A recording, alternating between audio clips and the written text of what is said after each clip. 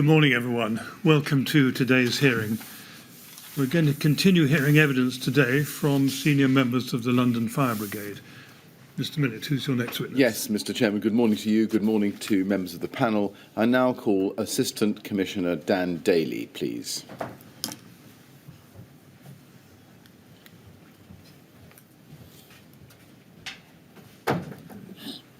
Good morning, Mr. Daly. I understand you're going to affirm, is that right? I am indeed, yes. Yes, well, the words are on the screen. Would you like to read them out, please? Absolutely.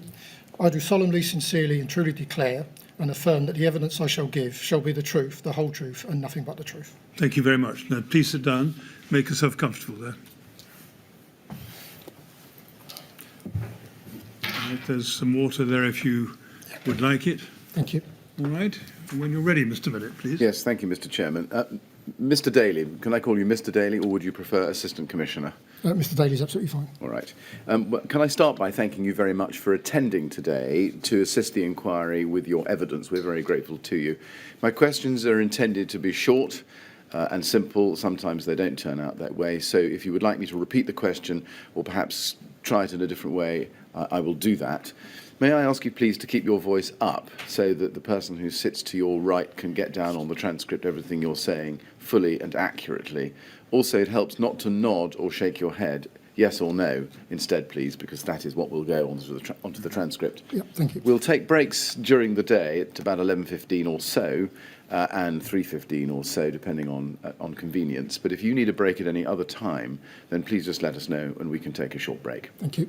Now, you've given 2 Rule 9 witness statements to the inquiry and 1 witness statement to the Metropolitan Police, haven't you?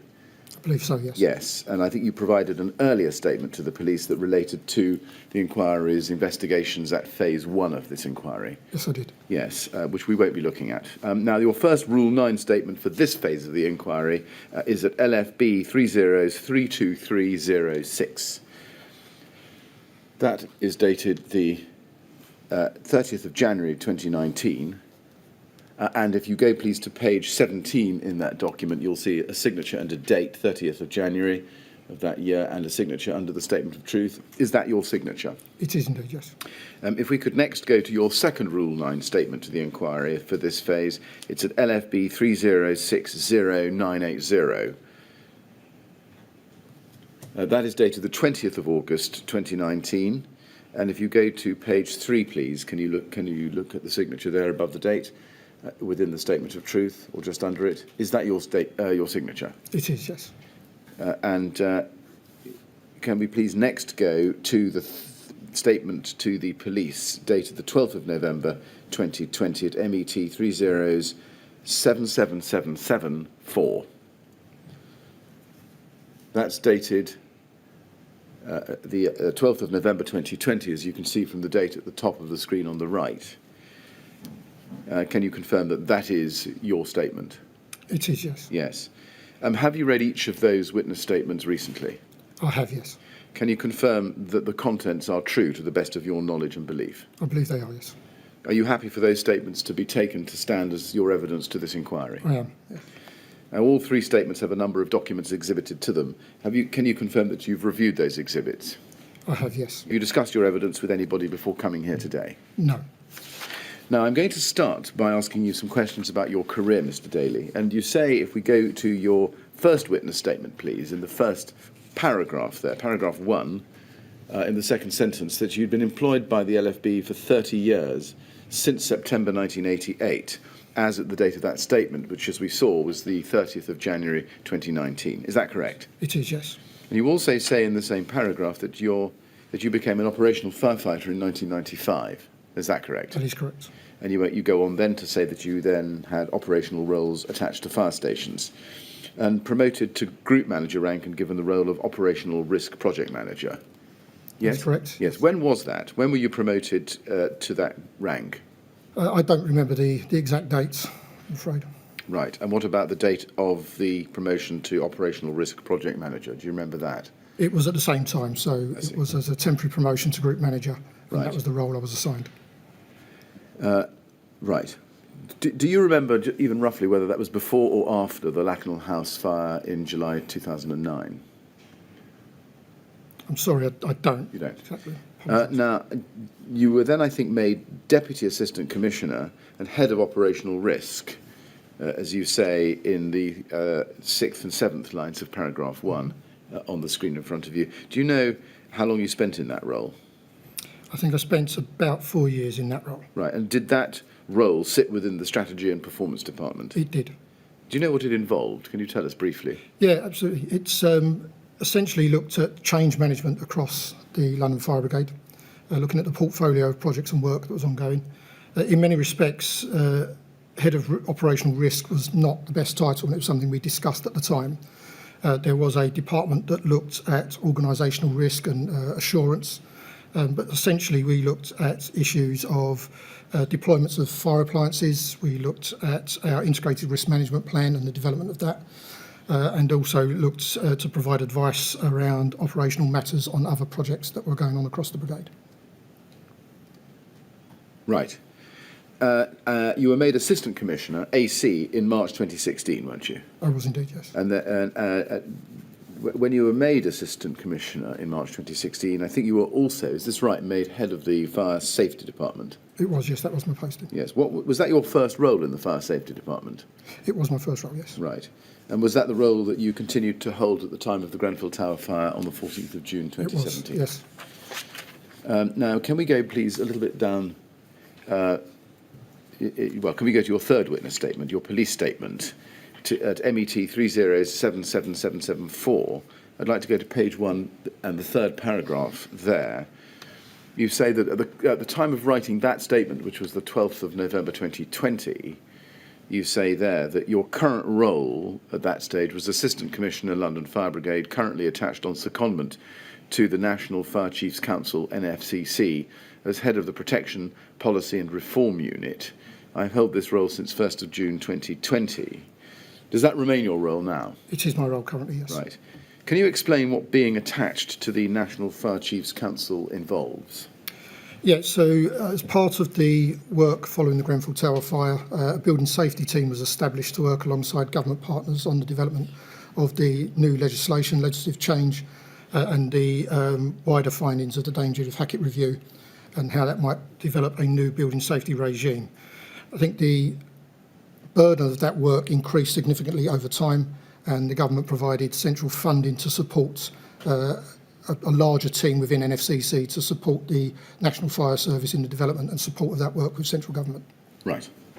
Now, I'm not going to ask you in detail about your role in the Grenfell Tower fire itself, but is it right that on the night of the fire, 14th of June 2017, you carried out a strategic role with other senior officers at Brigade headquarters, but didn't attend the scene? That's correct. Right.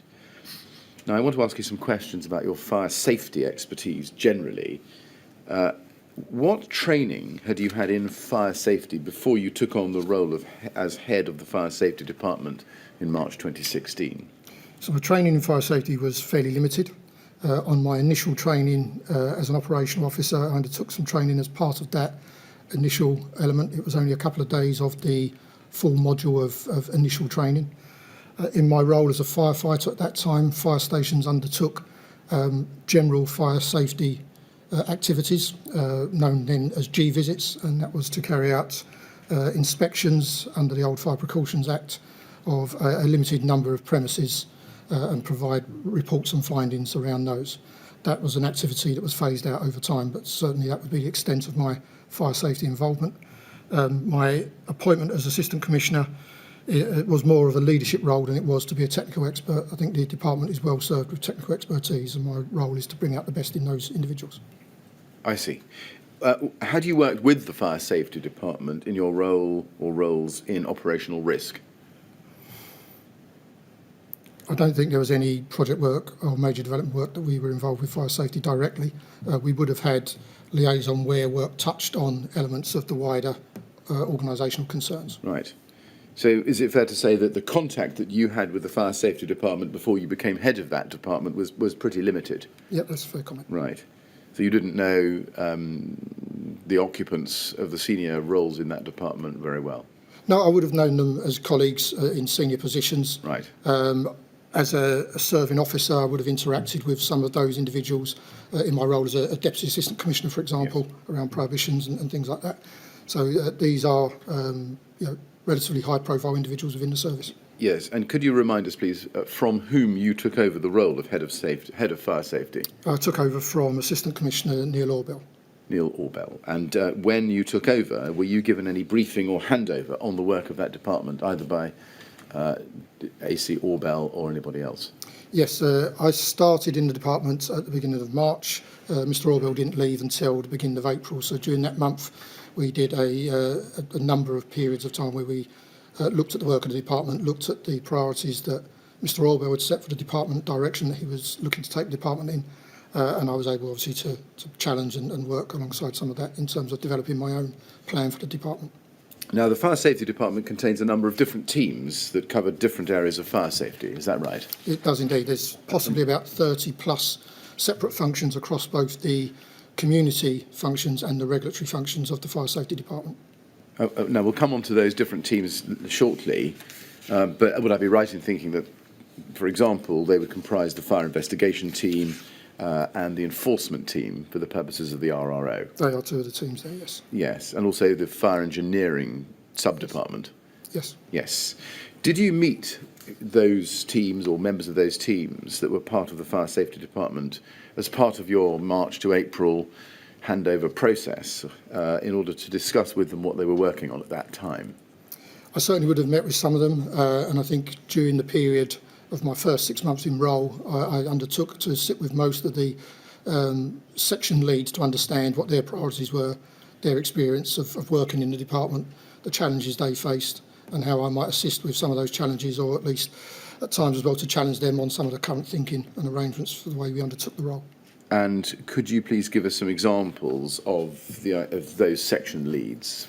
For example, the fire investigation team, enforcement team, fire engineering. So at the time, Group Manager Pugsley was in charge of fire investigations, so I would have met with Charlie Pugsley, Lindsay Seal and Gareth Steele, head of our fire engineering, Andy Jack, head of enforcement, Nick Coombe, who was the technical strategic advisor in fire safety, and worked to the AC directly on technical matters. Chris O'Connor, who headed up our community safety parts of the department, and then the various direct reports to Mr O'Connor that worked across our youth services and a range of other prevention activities. Thank you very much. Mr Daly, please don't take this amiss, but might I ask you please just to slow down your answers just a little bit so that the transcriber can get down everything you're saying, which we very much want to hear. Okay. Now, I'm going to ask you about the structure and staffing of the LFB's Fire Safety Department. If you go to your first statement, please, LFB 3032306, and let's look at page 2, paragraph 5. Page 2, paragraph 5.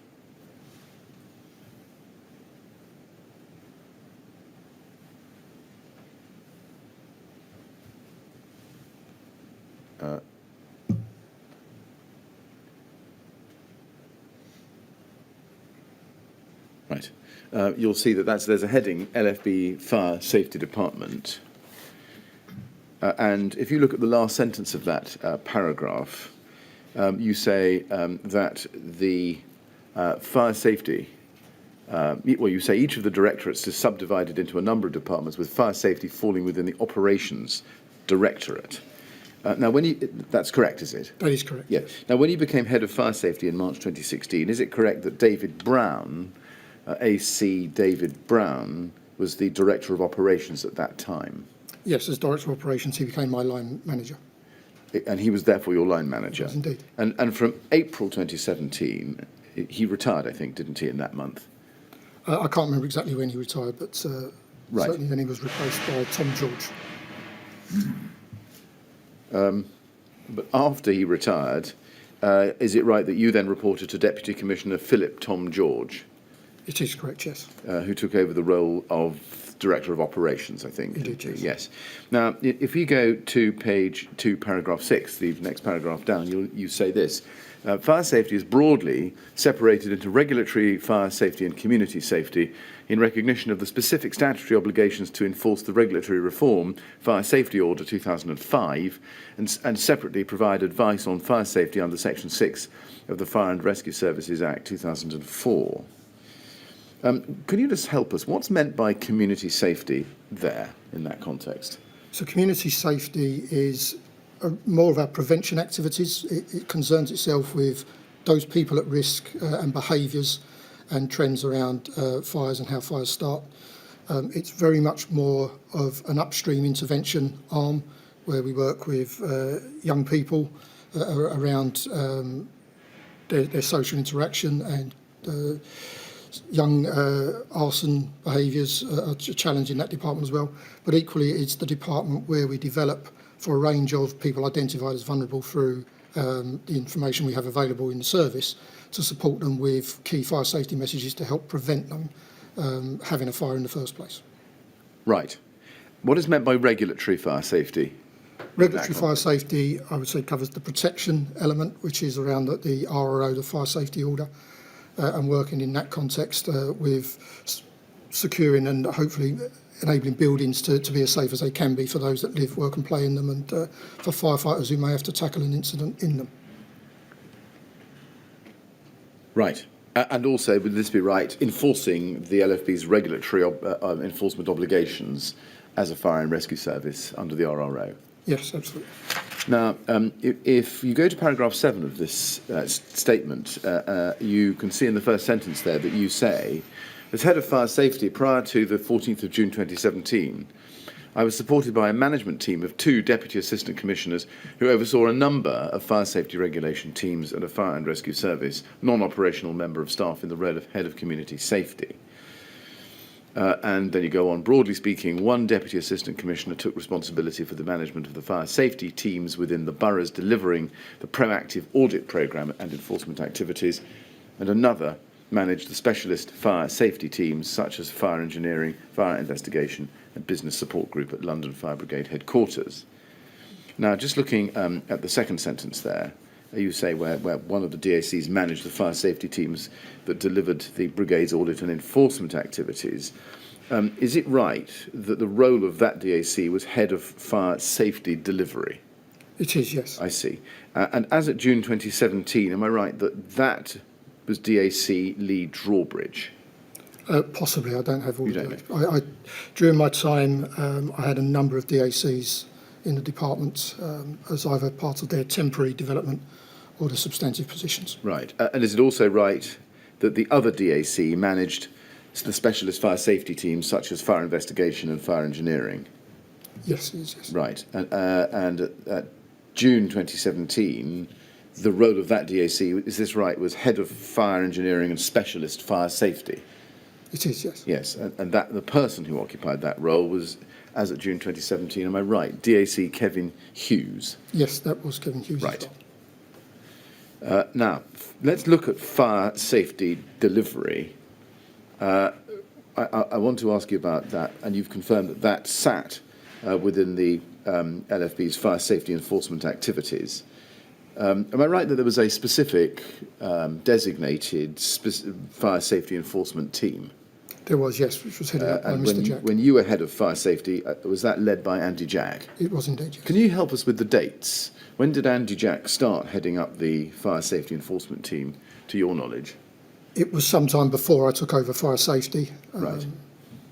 I'm not sure if it's the role he held when he first came into LFB, which is a number of years ago now. Right. And was it under your when you were head of fire safety that he ceased to lead the fire safety enforcement group?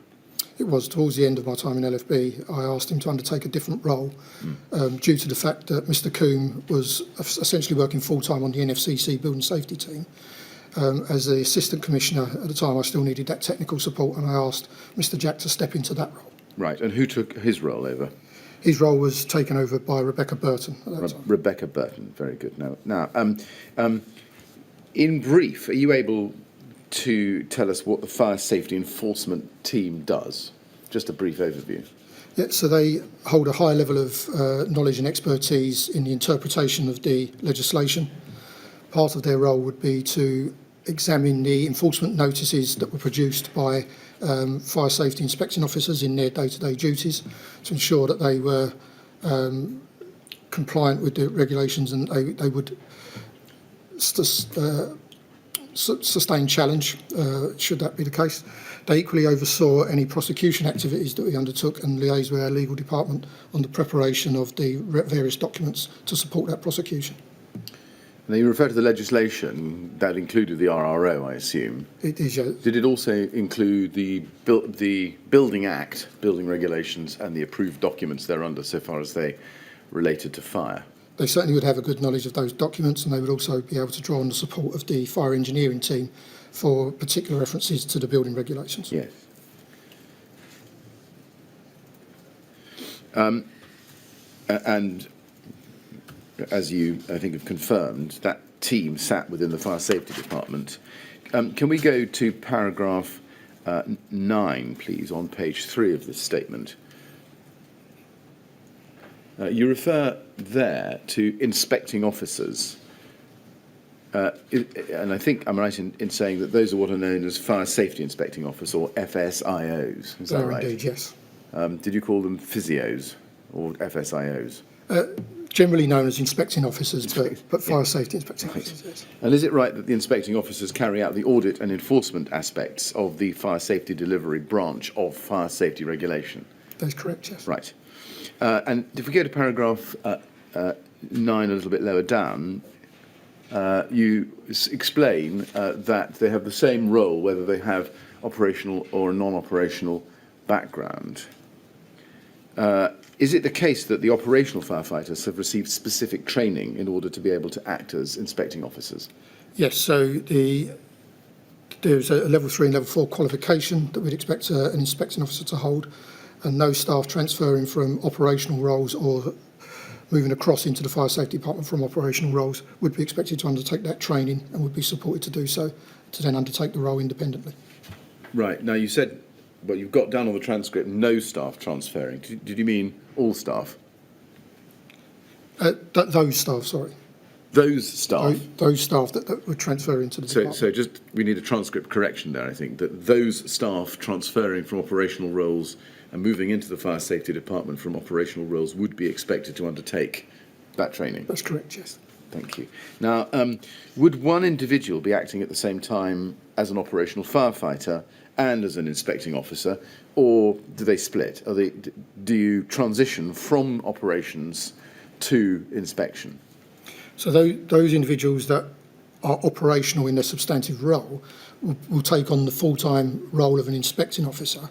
One of the things that I sought to do is to ensure they maintain their operational competence should they then, at a later point in their career, transition back into an operational role. I see. So they come from operations, they become a full-time inspecting officer, but they remain ready to be put into the front line, as it were, at any time.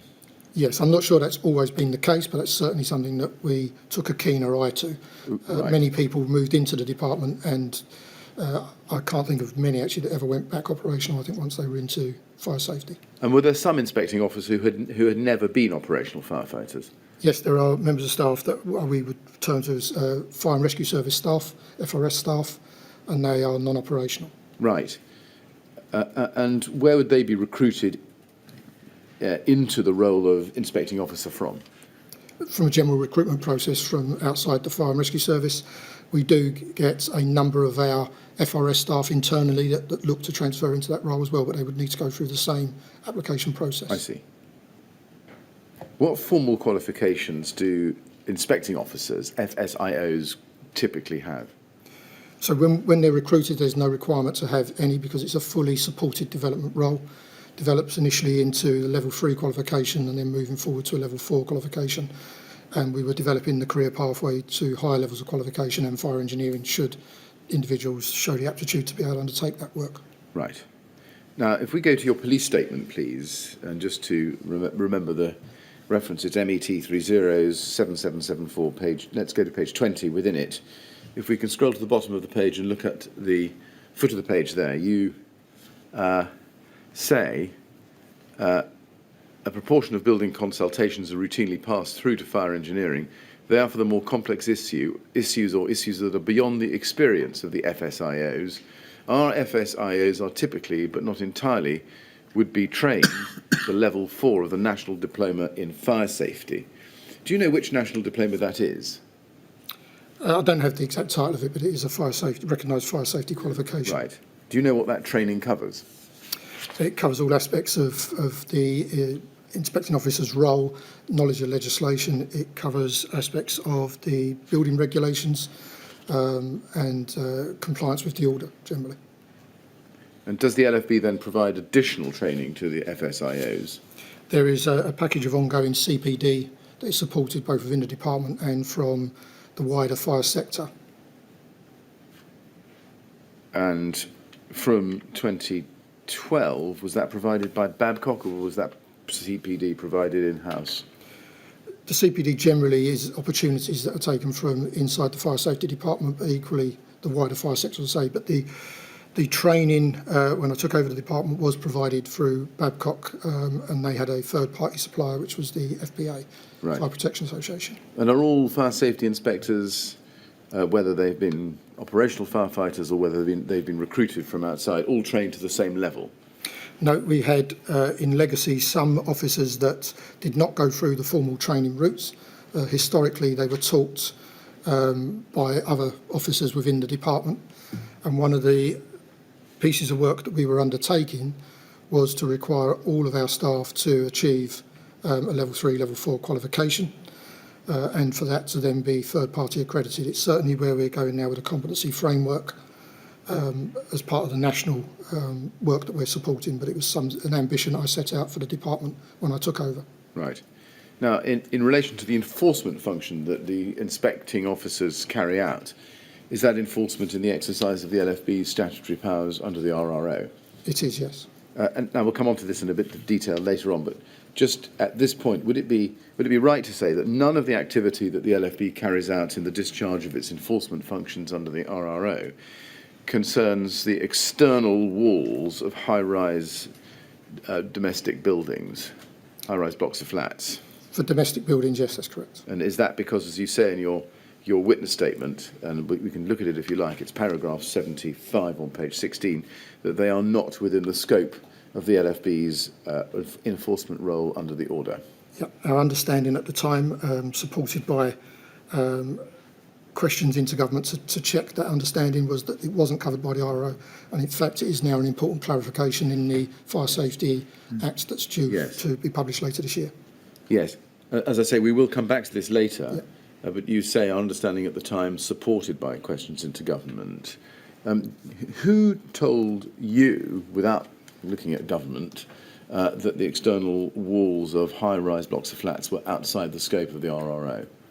It was a question, I can't remember exactly who, I suspect it may have been Mr. Coombs, the technical advisor, but it was a question that I had asked at some point and was advised as such. And then my understanding that was probably cemented post the Shepherd's Court fire, when again I asked that question and we sought legal clarification. Yep. And various documents were presented to me that demonstrated the position at the time. Yes, and we'll look at that in some detail, as I say. Would you accept, just on this topic for the time being, that the question of whether the LFB can take legal enforcement action in relation to the external wall of a block of flats is a different question from whether external walls present a potential fire safety risk at all, both to the members of the public and to operational crews attending an incident? Sorry, could you re-ask the questions? I'm not sure I understand. Yeah. The question of whether the LFB can take legal enforcement action in respect of an external wall is one thing, but there's still a separate question I'm suggesting to you. Do you agree with this? There's still a separate question. Does this external wall of this block of flats present a potential fire safety risk, both to your officers and to members of the public? Given what we know now, I could see the answer to that be yes, but I think at the time, reliant on the building regulations, the application and the duties of others around ensuring the external envelope of a building performed as expected as per the regulations, then it wasn't an area of the audit process that a fire inspecting officer would ask. Right.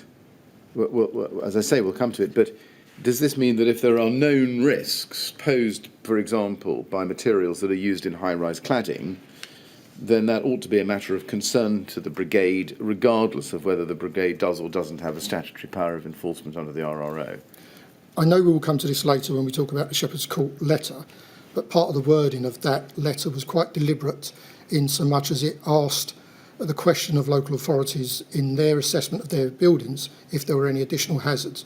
Any hazards that are known to a responsible person for a building should be shared with a fire risk assessor so that they can be taken into account as part of that fire risk assessment. But it's not necessarily the case that a fire risk assessor should look at all aspects outside the scope of the RRO and of the fire risk assessment process. Would you accept this, that if the Brigade is not empowered to take enforcement action to address a particular risk, if that risk is still there, isn't it important still to make sure that that risk is monitored and that at the very least local crews are made aware of it? I think that's part and parcel of the information gathering that we would undertake as a service, and if people were to notify us of alleged fire risks, which is another activity that we would undertake in fire safety, that information should be shared and accounted for in our processes, yes. Yes. You agree with what I was putting to you? When we've put it into some context, yes. Yes, absolutely. Thank you. Now, I want to ask you, or rather go back to this question of these specialist fire safety units that we looked at earlier, which form, I think, the second branch of the fire safety department. Can we go to your first witness statement, please, and go to page 2, paragraph 7.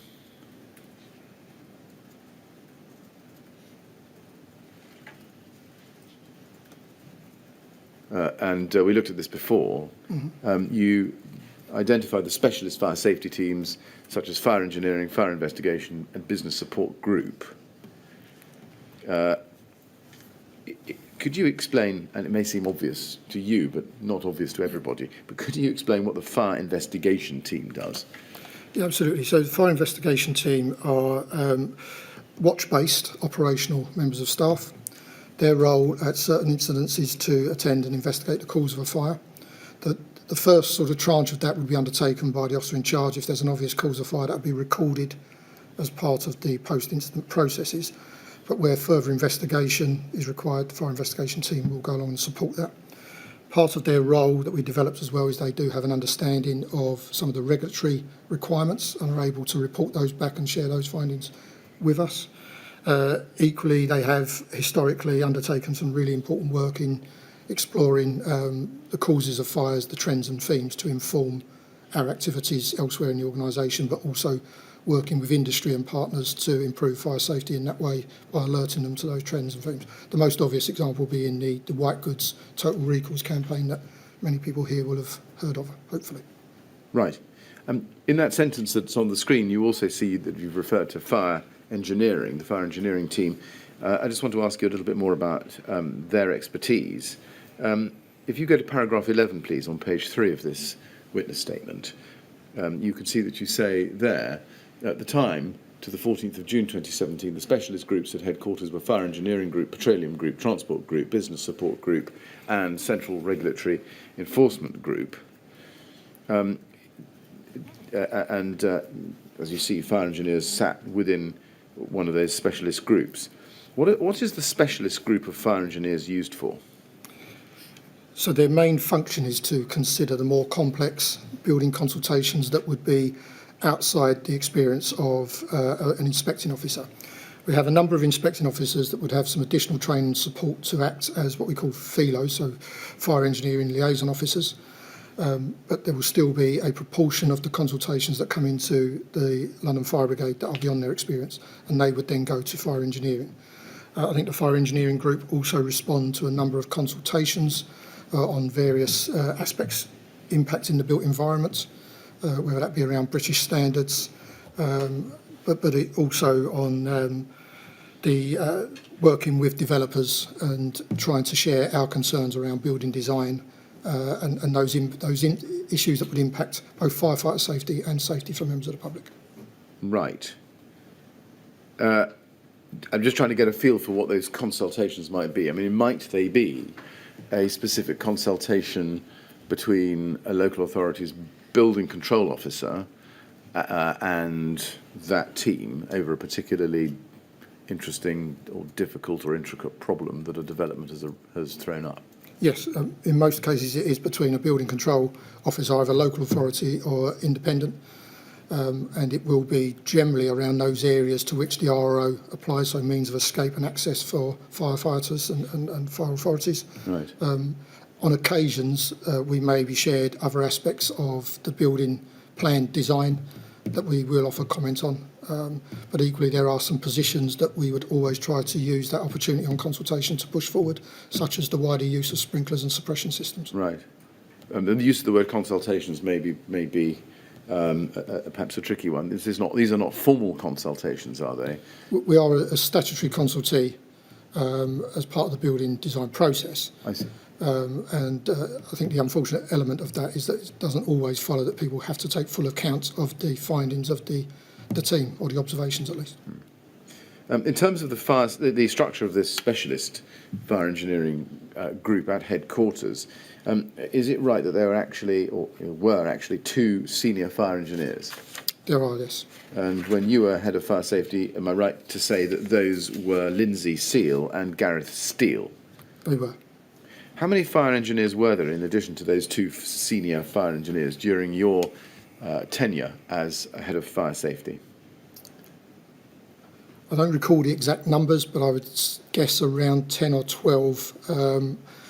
But we are certainly on a trajectory to work to higher numbers than that, given the amount of consultations and the complexity of some of the inquiries that team deal with. Right. And what is the difference between the senior fire engineers and other fire engineers sitting within the fire engineering group? So the engineers are qualified through different routes, and the two senior fire engineers have the day-to-day management of that team. Certainly one of those is chartered and the other one was working towards becoming a chartered engineer as well in that regard.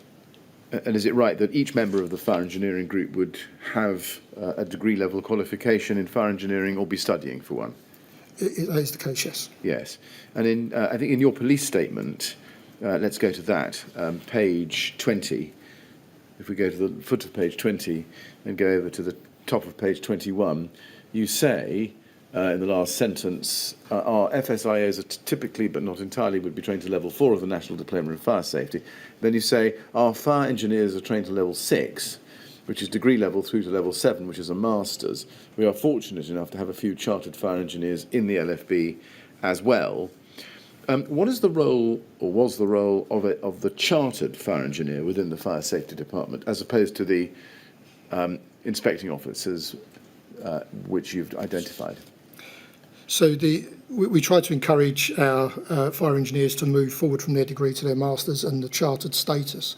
It just so happens that the senior fire engineer was also chartered, and the other senior fire engineer was working towards that. Their role, as I say, is more day-to-day management of the team, the workloads on the team, and clearing maybe consultation responses and taking responsibility for those. Right. And is it right that those fire engineers could either be operational or non-operational members of staff as well? We do have a mixed group, but there are far fewer operational fire engineers, given the commitment to the qualification and the time taken to do that. Right. And again, would one individual be acting at the same time as occupying an operational role, or would they also transition fully? So in this instance, because of the level at which it is that the roles are occupied, when I took over the department, there was a station manager that still had operational on-call responsibilities, but also as a day job, their function was to act as a fire engineer. Right. That is not untypical for middle managers in the London Fire Brigade, that will have a day job that will support some of the central functions of the organisation, but have an on-call responsibility around operations as well. Right. If we get back to the bottom of page 20, I think we saw this a moment ago. Can we just get back to it? You say there a proportion of building consultations are routinely passed through to fire engineering. They are for the more complex issues or issues that are beyond the experience of the FSIOs. Do fire engineers work with other LFB departments? Trying to think of an example, but yes, they have worked with our communications department on different campaigns and advice that we've provided. They would work with our community safety teams as well in development of key messages there. But I would say the majority of their work is supporting externally across the sector, but they would also provide input, as would other people in the department, to the development of training materials or policy considerations. Right, but they would do that, well, would they do that only when asked, or would they suggest training if they came across something? So there is a route for us to develop training within the department, and that the recommendations for those training can come from any one of those teams, from the work that they undertake and the learning that they get from that work. In terms of policy development, it's normally when a policy is developed that departments are then invited to consult on the draft policy, and that's the point at which we would engage. And do fire engineers assist in developing policy? If the policy was in their area, or I felt that they could add value to that, they would be asked to contribute, yes. Yes, so they would be asked. I mean, I take it from what you've just been telling us that the fire engineering department doesn't, as it were, spot a development and then advise people like you that there needs to be either a policy developed in relation to it or training. No, I think, sorry, maybe I'll make myself clear again. So the first point of that is in their day-to-day activities, they may well be alerted to a situation that they feel is something that's of relevance to the wider organisation, and they would proactively alert me to those, or to their line manager, and we could look at that. I see. And would fire engineers assist in developing firefighting strategies, operational strategies? We certainly have done so recently and in my time in charge, yes.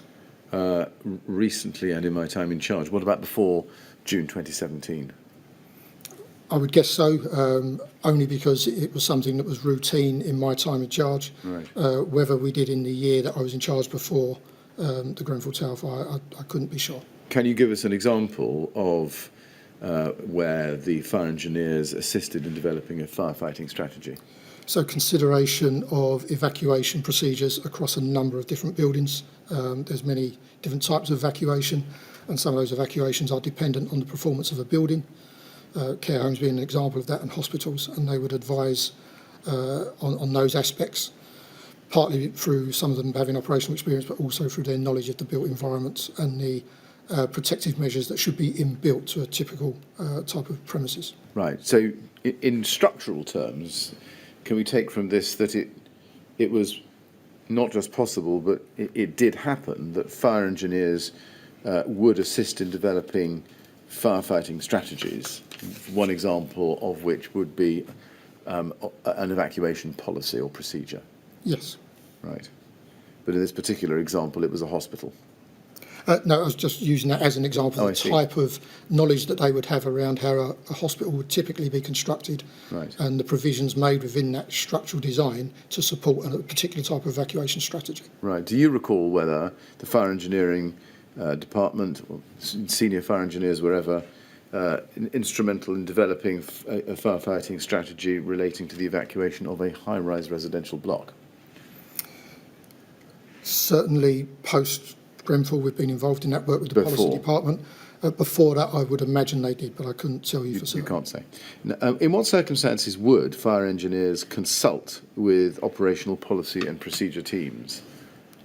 In such circumstances where the issue that was being raised would have implications for the operational workforce or the wider organisation in some other capacity. Right. And we mentioned training a moment ago. Do fire engineers have input into the development of training packages for operational firefighters? No, I think the expertise for development of training packages would sit elsewhere, but the subject matter expertise provided by fire safety individuals, whether it be engineers or other policy people within fire safety department, is what is brought to bear to support the development of those packages. Right. So fire engineers would would constitute SMEs, subject matter experts, who would be drawn on for input into training packages for operational firefighters where that was thought appropriate. Yes. And does that mean that as subject matter experts, they were not the ones suggesting that their expertise should be implanted in a particular training package? Somebody would have to go to the SME and ask for their expertise? No, I think in part of the routine consultation around policy development, where that landed with the fire safety department, those consultations would be shared with the heads of the sections, so that if, when they reviewed that policy, they felt there was something they could contribute, that would be their opportunity to do so. Right. Well, we may revisit that later, depending on the later questions and answers.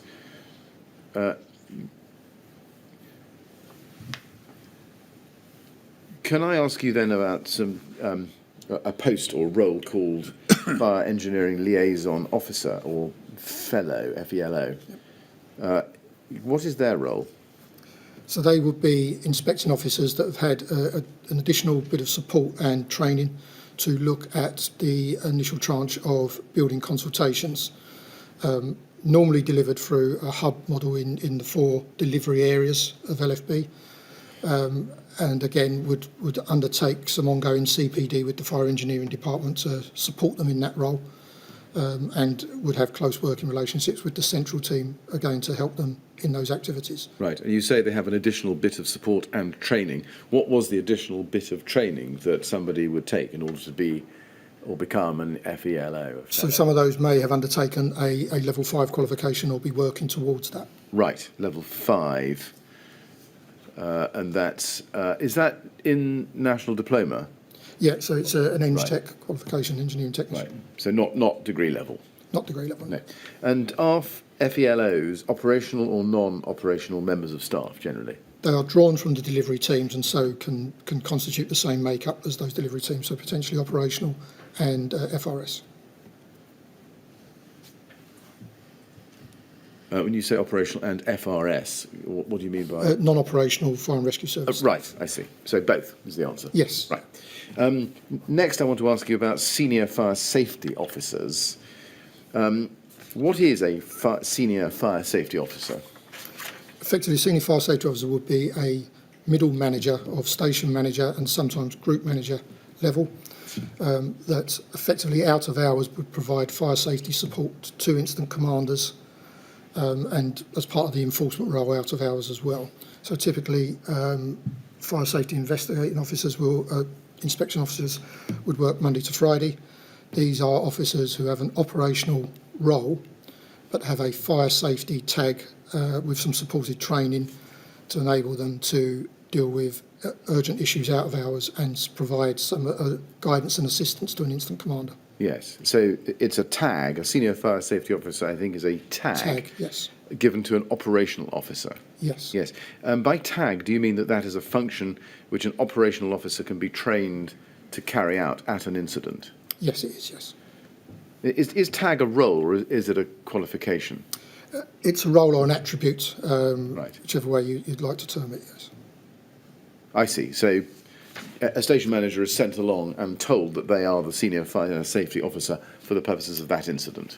Yes, when you're mobilised, one of your duties as an officer is to confirm what your role is. So you're either going as part of the command team in a monitoring role or as in a support officer role, or you're going as a designated fire safety officer or as a press officer or as a bulk media advisor or such. Right. And who decides which station manager should attend an incident as a senior fire safety officer wearing that tag? So from the mobilising system, it will allocate officers based on a geographical location to the incident. Right. Okay. So it's an automated selection. It's an automated I process, see. yes. You go on to, well, if we can go to page 15 of your statement, please. This same statement, where you say at the last paragraph, in the third line, that the Sfso is a tag. And you explain that, and you go on to say that normally at station manager level, as you've just explained, but there are also some group managers that hold that tag as well. Is that why they're called senior fire safety officers? I think the term senior refers more to their operational standpoint. They are a senior officer in the London Fire Brigade at station manager upwards. Right. I don't think it's meant to suggest that they are senior in terms of their fire safety knowledge and expertise. And can you just tell us what a senior fire safety officer does at an incident? So an officer notified and then mobilised for an incident would be required to examine our Faranor system, which is where we keep our fire safety information about premises that we've audited and inspected. to see what information is available on there. That may include premises plans, it may include details of deficiencies in the building that are ongoing as part of what was found at an inspection. On arrival, they would look at evidence of non-compliance with the order and start the evidence gathering process should there be issues of non-compliance at that premises. I'll just add to that, part of that role is to advise the incident commander as well about the firefighting facilities that may be available in that building from the information they've gleaned.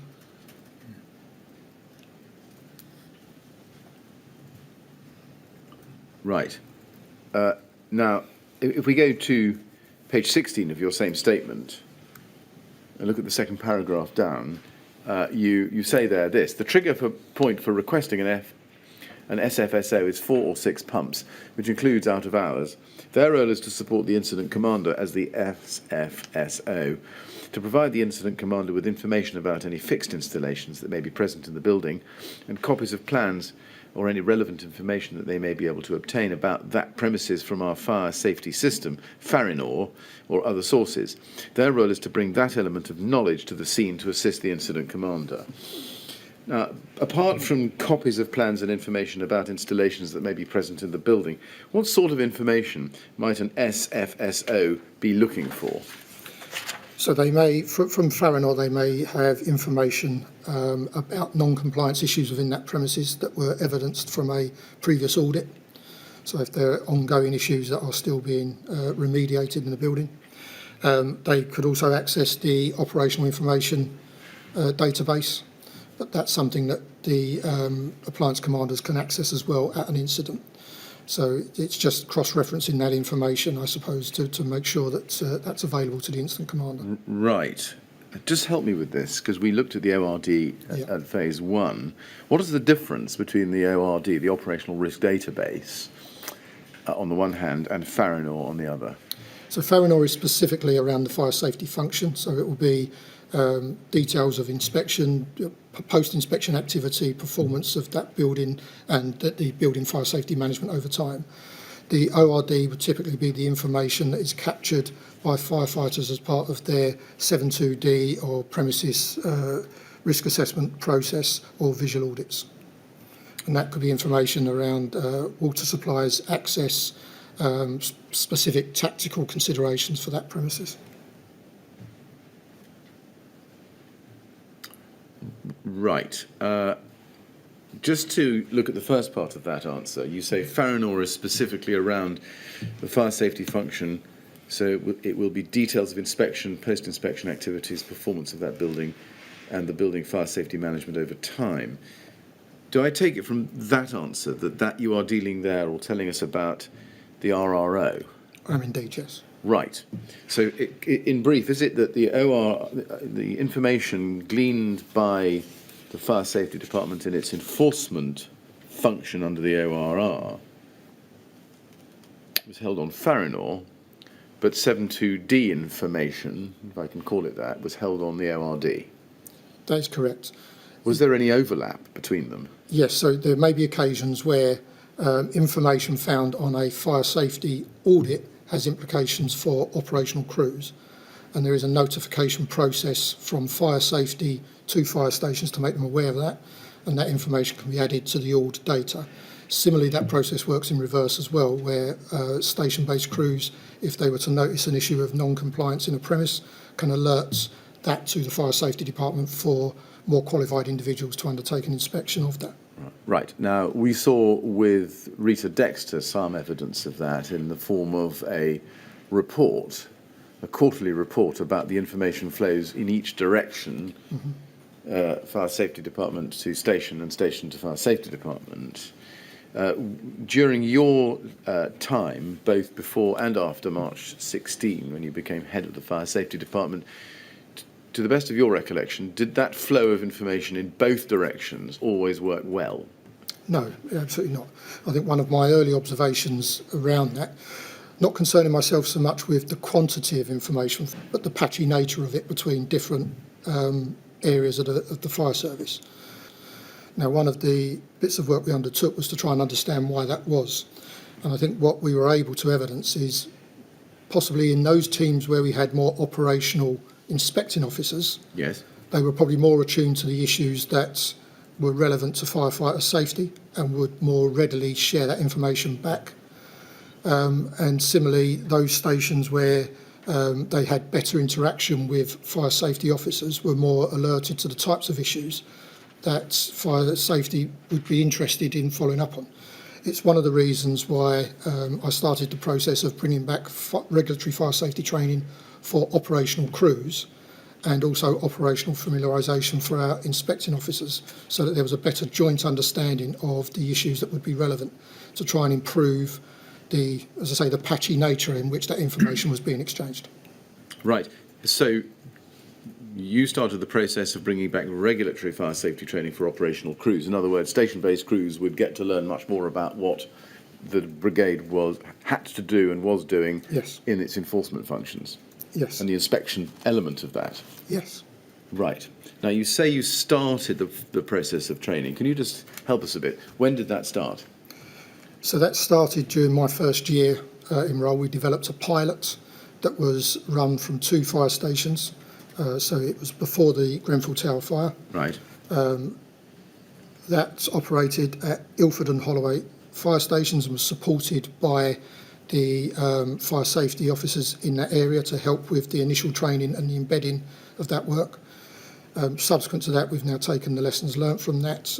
We have introduced fire safety liaison officers who work more closely with stations to help with some of this work, and we've now rolled out the process of across the service of regulatory fire safety checks by station-based crews. Right.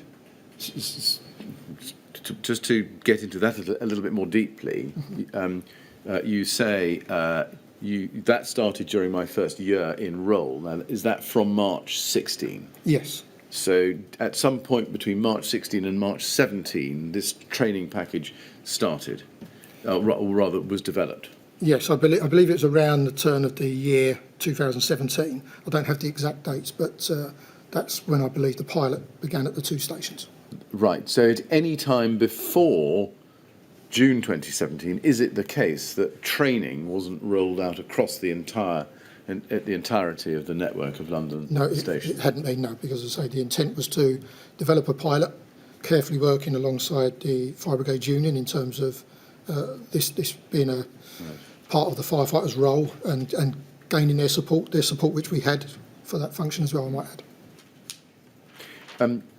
Going back to where we were, which was Faranor, how would an SFSO access Faranor at an incident?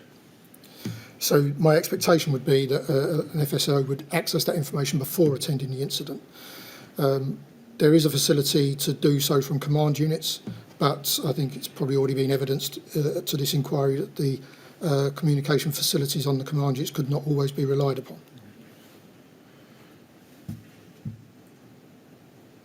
I see. So, command units, if you were lucky. Yes, I think that's a fair assumption. Yeah. Right.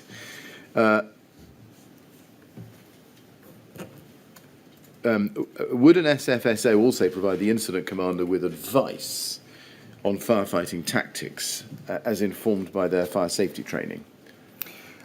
Not necessarily on the tactics, but certainly on the facilities within the building. Right. So that the incident commander, who is then determining the tactics for the incident, can take those into consideration in their overall plan. I see. Can you give us an example of what sort of input, what sort of advice an SFSO might offer an incident commander at an incident? So it may be knowledge of suppression systems that are available in the building. It may be some knowledge from plans of the structural compartmentation within the building that might naturally support or delay the spread of a fire, so that the tactics can be employed to take advantage of those facilities and those passive measures within a building. So if this system was working properly, for example, and it may or may not be a good example, Mr. Daly, but if an RRO inspection by the brigade had shown that there were deficiencies vis-à-vis self-closing devices on flat front doors in a residential high-rise block, the attending SFSO would be able to tell the incident commander that was a feature of the building, at least at the time of the last inspection, and he should take that into account. Yes, that information would have been available Right. to that officer. Now, can I just go back to the statement in front of you and look again at page 15, last paragraph? You say there that the SFSO would receive a degree of training, normally about 5 weeks, to provide them with a basic understanding of fire safety compliance and regulations. They would also receive some training in our systems in terms of what information we may hold on Faranor, our fire safety system. The higher qualified or trained person is the FSIO, the Fire Safety Inspecting Officer, whose day job is fire safety. Do you know what areas of fire safety compliance and regulation are covered in SFSO training? Off the top of my head, it does cover the enforcement elements. It covers the various articles that are important to the maintenance of the building, the in-occupation duties of the responsible person. It talks about the criteria for immediate risk to life and what actions may be taken around those things. It also provides an understanding of fixed installations and building facilities. But as I say, it's relatively broad. It is very condensed. But then there is refresher days carried out and supported by the Fire Safety Department for those individuals across the year as well. Right. In that last answer, you said the in-occupation duties of the responsible person. Can I just understand what you meant by that? So in terms of the maintenance of the premises around passive fire protection measures, so compartmentation, fire doors, maintenance of fire alarms, some understanding of the suppression systems where they may be present in the building, those kind of aspects, and the duties of the responsible person to make sure they're in good working order. They'd also understand what a premises fire risk assessment should contain and to a degree its suitability and sufficiency.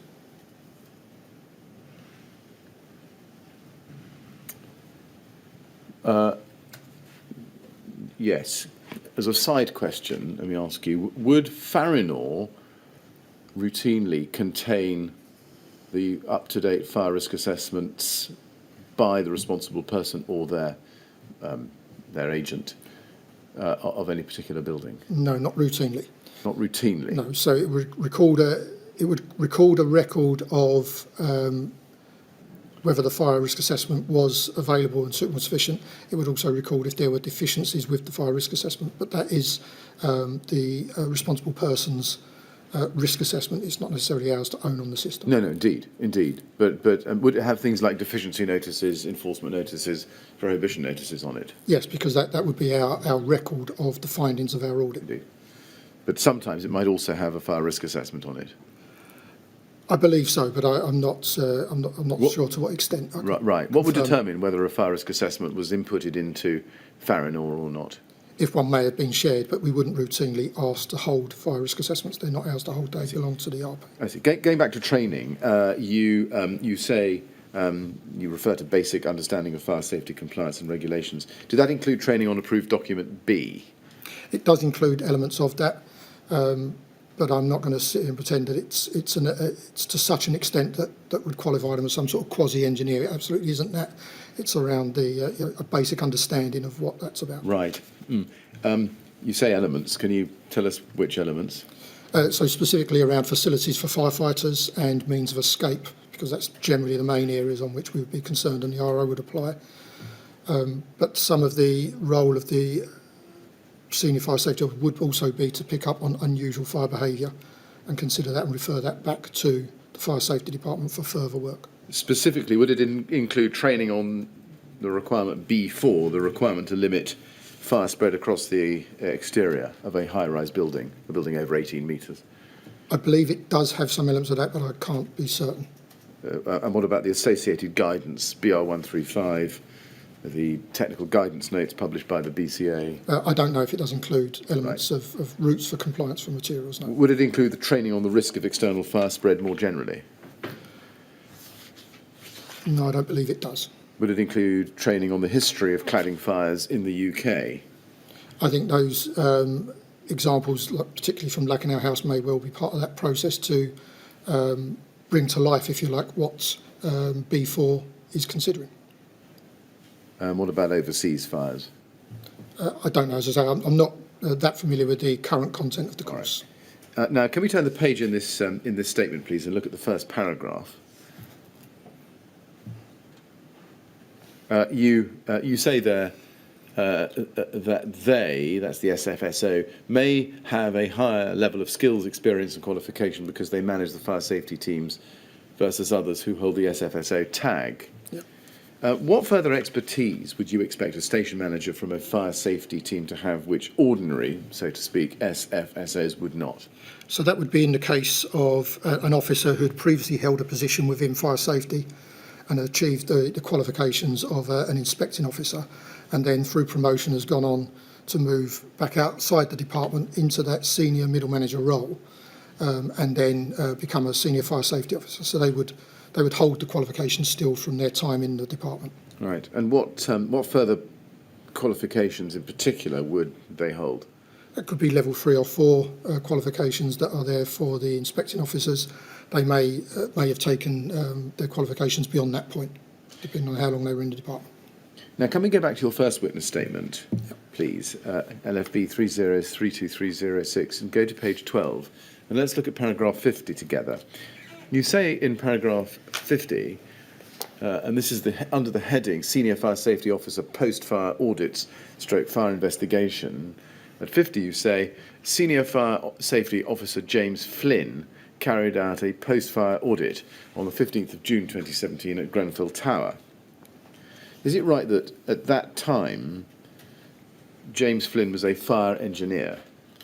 He is. He's one of those officers we spoke about earlier who has a day job as an engineer within the fire safety department, but also has an operational responsibility as well. Yes, and I think he held station manager rank. He does, although he is now currently a group manager. Right, at the time, though, 15th At the time, of June. yes. Yes, he did. And was he also a member of the fire engineering team? He was, yes. Right. And I think, in fact, he tells us in his own statement that he had a degree in engineering. He does, yes, as part of that engineer team. Can you explain why you would describe an officer carrying out a post-fire audit as an SFSO? I believe the role in which he was attending the incident was as a senior fire safety officer, and that's just more about the operational context of that time as opposed to the follow-up work as part of the day team, if you like, from the fire safety department. Right. Isn't that a different function to the one you've told us about, which is assisting incident commanders during the incident?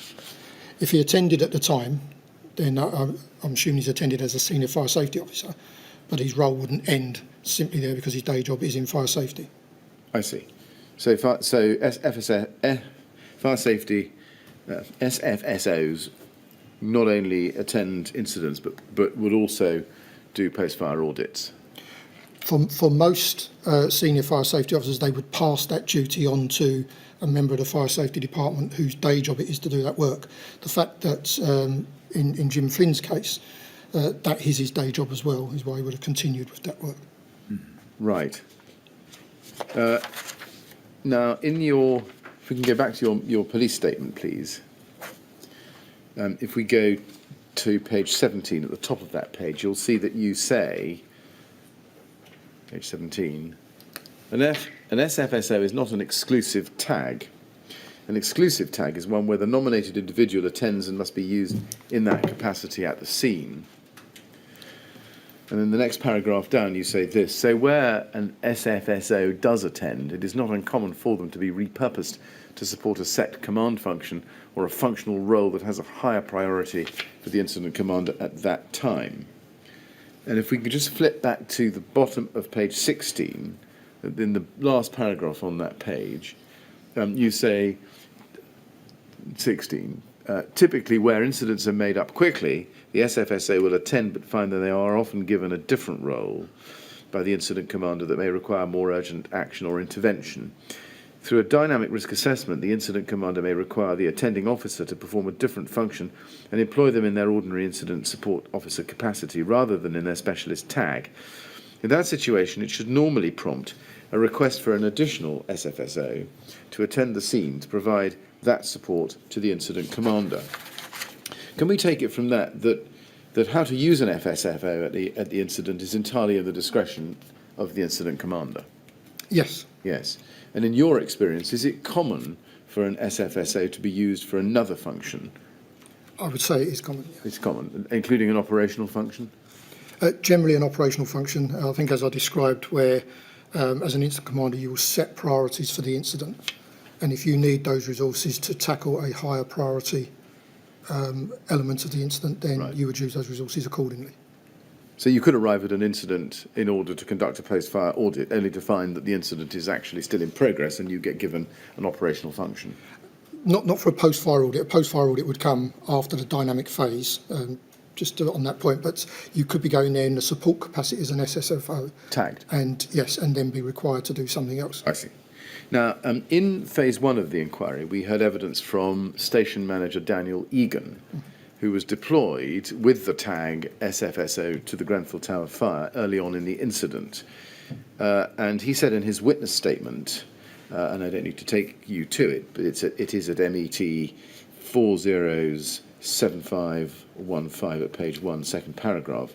And he said this, that he was a station manager in regulatory fire safety. I am a senior fire safety officer.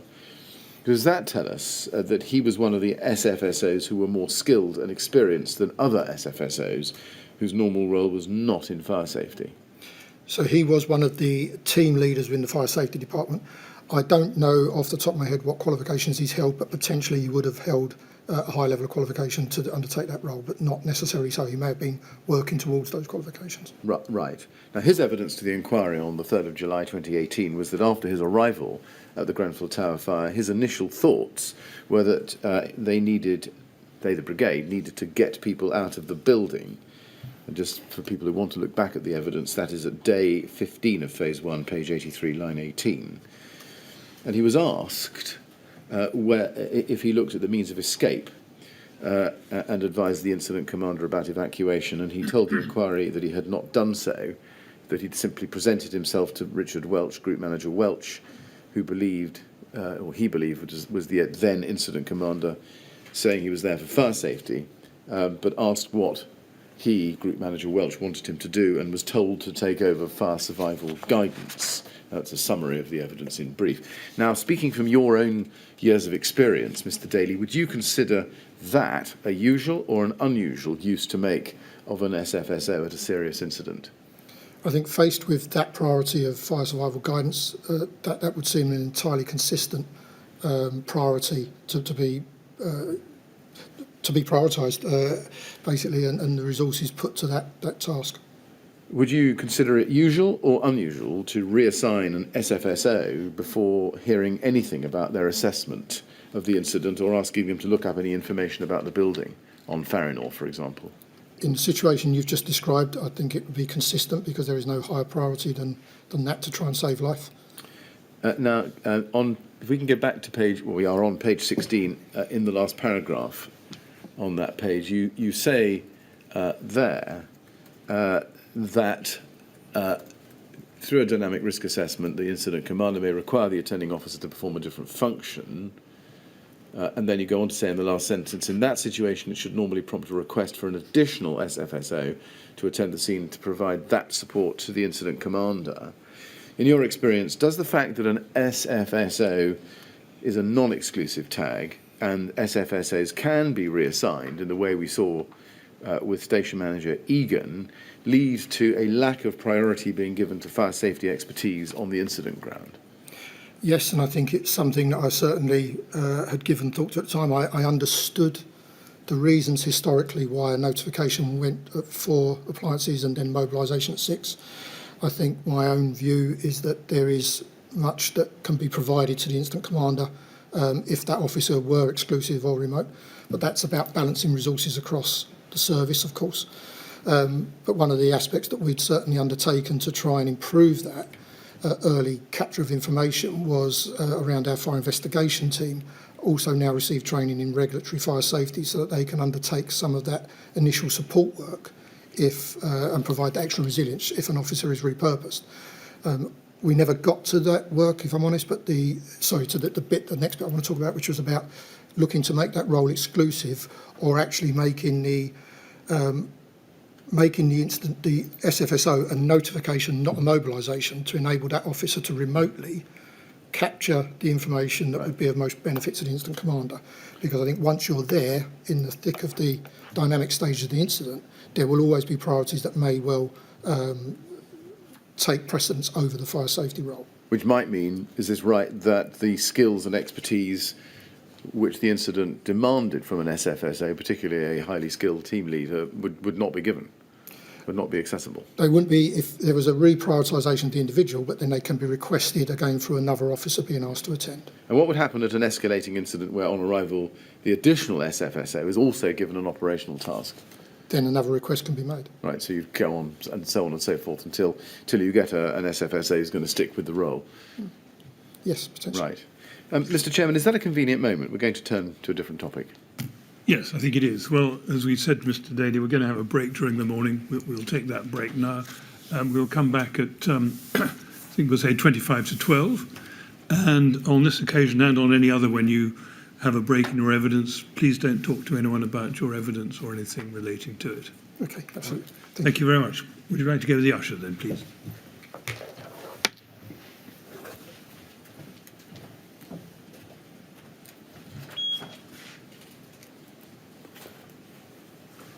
Right, thank you, Mr. Millett. 25 to 12, please.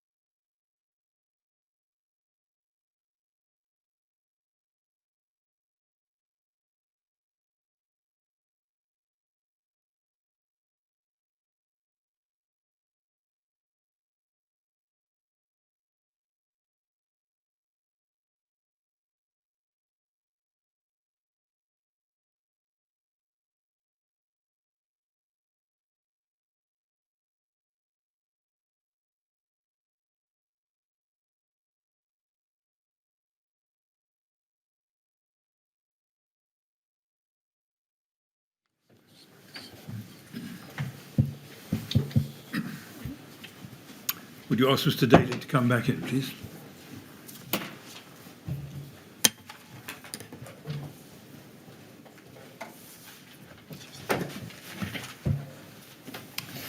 All right, Mr. Daly, ready Yes, to thank carry on? Yes, indeed. Thank you. Yes, Mr. Thank you, Mr. Chairman. Mr. Daly, I'd like to ask you now about questions arising from the Lacknell House investigation, particularly in respect of approved document B and B4, the functional requirement in relation to external fire spread.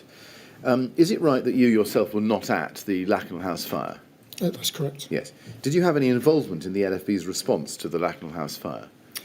Not directly, although I did undertake some of the internal investigation interviews of some of the people that did attend. Right.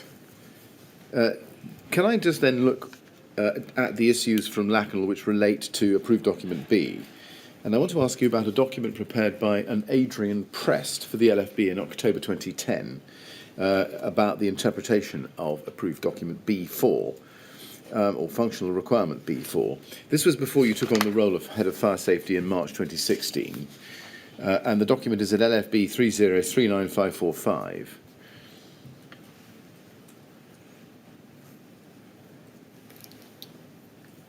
Now, it's a list of questions from the LFIPA, October 2010, Building Regulations and Refurbishment Works. And can we go to page 5 in this document? You can see from it that it's dated at the bottom of your screen, 18th of October 2010, and signed by Adrian Prest, who has a number of qualifications and post-nominals, as you can see. Are you familiar with this document? I'm not, no. You're not. Do you know who Mr. Prest was? No. Right. If I tell you that he was a former head of building control in East Hertfordshire, does that ring a bell? Does that help you? No, it's not somebody I know. Right. Now, Andy Jack explained in his witness statement to the inquiry that the purpose of this document, this report, was to advise on the correct interpretation of B41, the functional requirement B41 of the building regulations. Did you know that? Did you know that that had been the subject of advice being taken? No. Right.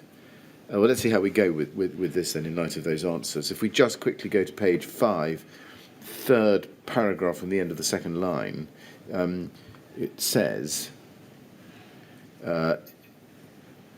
it says there, you probably want the whole of the paragraph, given that you're not familiar with the document.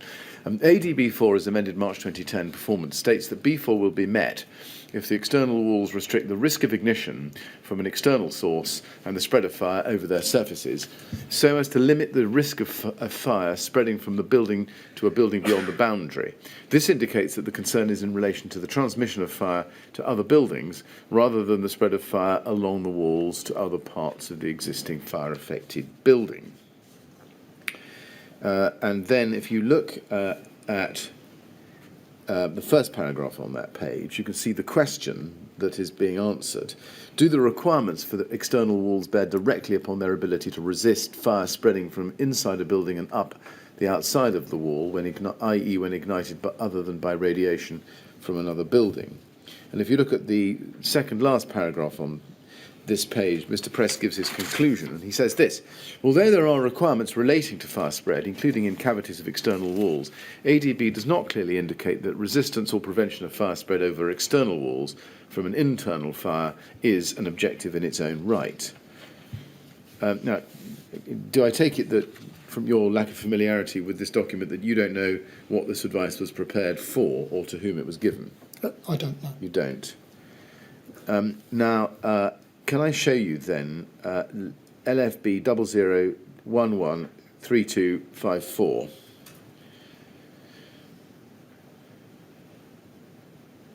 And I'll set the context for this document. This document is a letter of the 23rd of February 2011 from the DCLG to Steve Turek, AC Steve Turek, and it comes from within that department, from somebody called Brian Martin, Mr. Brian Martin. The context of this is after Mr. Prest's advice that I've shown you. The LFB had an exchange of correspondence with the government about this topic. And if you look at the letter, Mr. Martin repeats a question posed by Steve Turek, lower down page 1. And you can see the question 1. Please confirm whether or not the first objective is an objective in its own right, regardless of the distance from any boundary. And the answer is given in the last paragraph on that page. The two objectives that form the requirements in paragraph B4.1 of Schedule 1 of the building regulations are closely linked, but are independent of each other. Both need to be considered having regard to the height, use and position of the building. Now, on the face of it, would you agree that Mr. Martin's interpretation of B4 completely contradicts Mr. Prest's interpretation? On the face of it? Yes. Do you know, from your own knowledge, whether the LFB changed its view in order to bring it in line with that of Mr. Martin of the DCLG at any time? I'm not, no. I wasn't part of the Fire Safety Department at that time, so Right. I don't have a view on the view before this letter and then subsequent. Right. Let's go to LFB 3032154.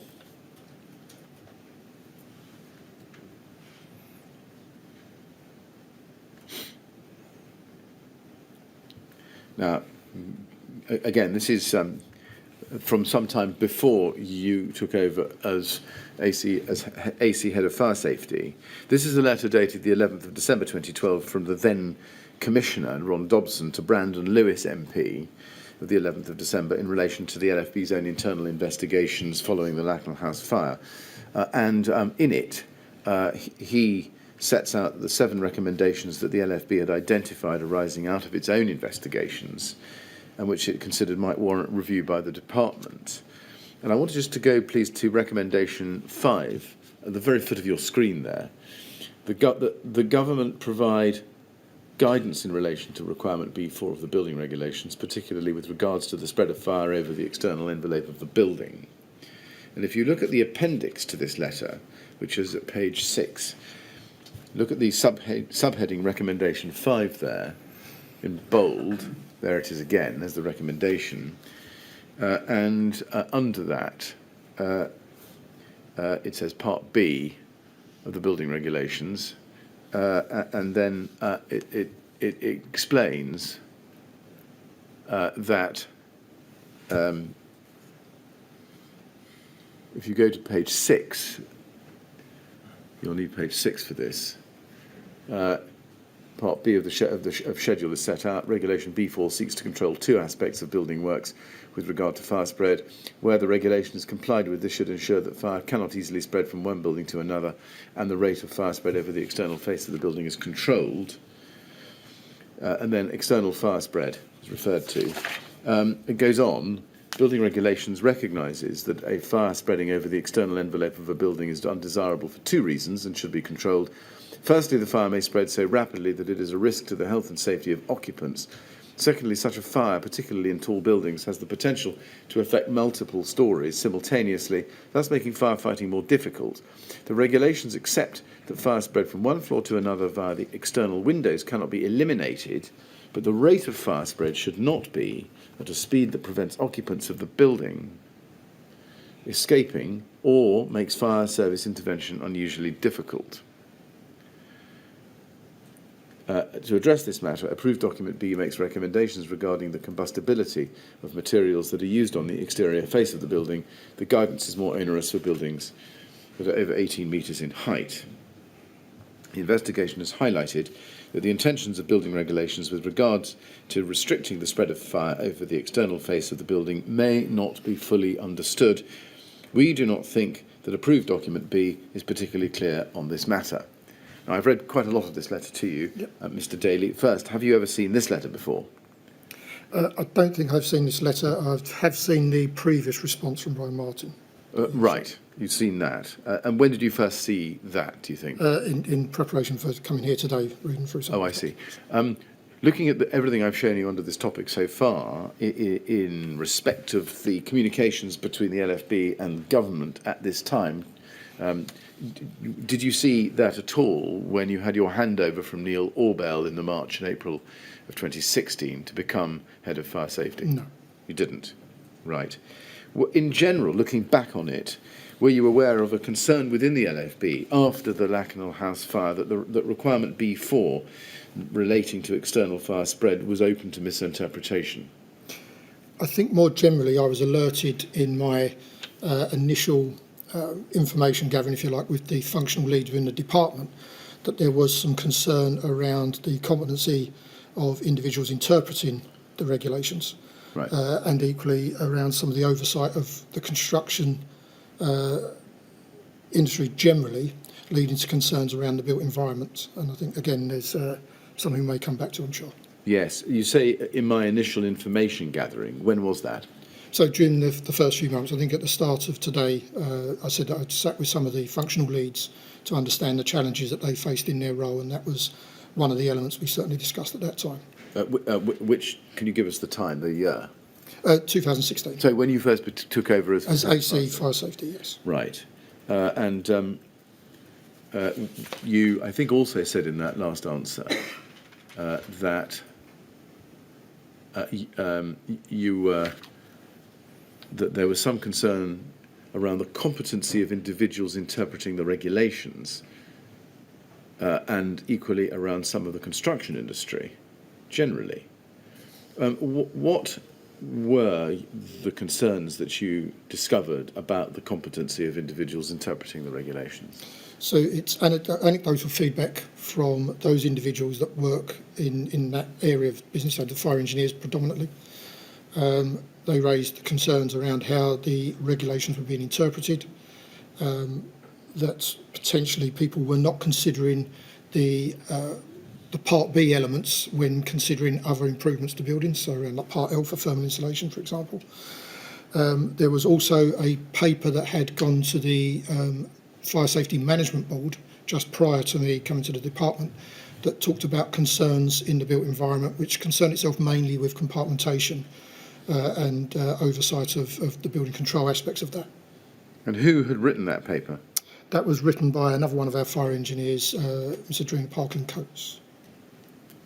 I'm sorry, could you please repeat the name? Adrena Parkin-Coates. Adrena Parkin-Coates. Yes.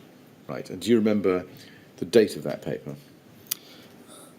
I don't remember the date of it. I know it went to, I think, a November 15 Fire Safety Management Board, and it was in the AC's in tray, for want of a better expression, when I took over that role.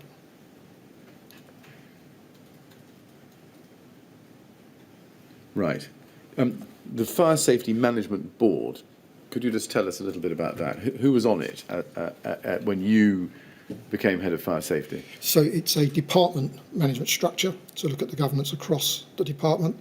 There was a management meeting that was essentially the heads, so the Deputy Assistant Commissioner, Chris O'Connor, the heads of the functions, and then there would be a separate meeting that involved myself as the management board. So those issues to be elevated from concerns within the team to then go either forward to the corporate board or for us to agree a course of action on behalf of the department. Did you chair that board?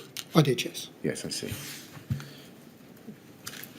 And you would then report to the Deputy Commissioner? So the framework, if you like, for papers moving through that board was either for us to action as a department, yes, or to escalate to the Directorate Management Board for consideration if it had more wide implications for the organisation. Right. And on the Directorate Management Board in your time, we had the Deputy Commissioner, is this right, also the Director of Operations, Resilience and Training, and it was essentially, so fire stations, the Assistant Commissioner for Fire Stations would have sat there, myself as Fire Safety, I'm trying to think off the top of my head, it was the Director of Ops' board, right, if you like, and whoever they felt they wanted at that board at the time. Now, let's look at the department's response to Ron Dobson's letter. That is at LFB 3032153.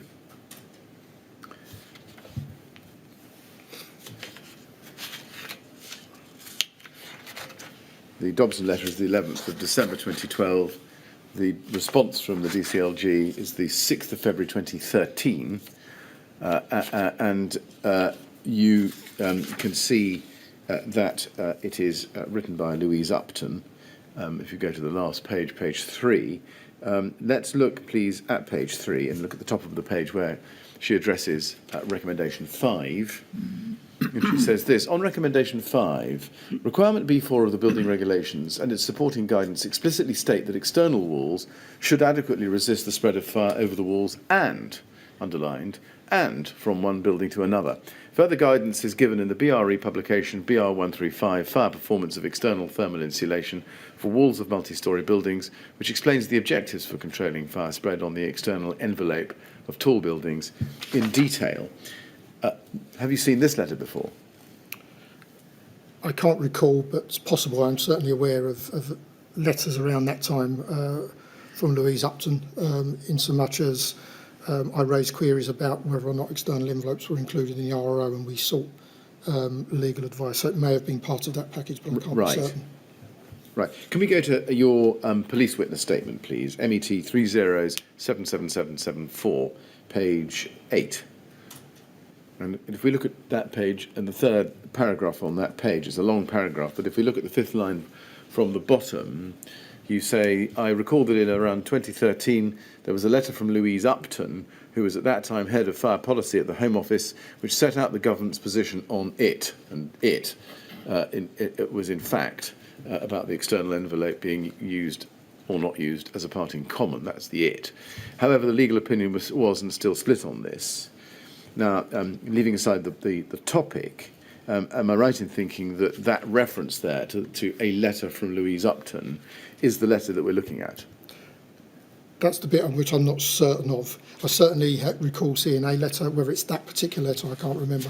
So I think I was more concerned with the aspects of whether or not the external wall was part of the RRO, and I think the letter was more explicit about that rather than the extent to which it applied from one building to another, or the resistance. Let me help you. Can we go back to the response to the Dobson letter, the Upton letter of the 6th of February 2013 again, which is at LFB 000032153, and let's look at page 1.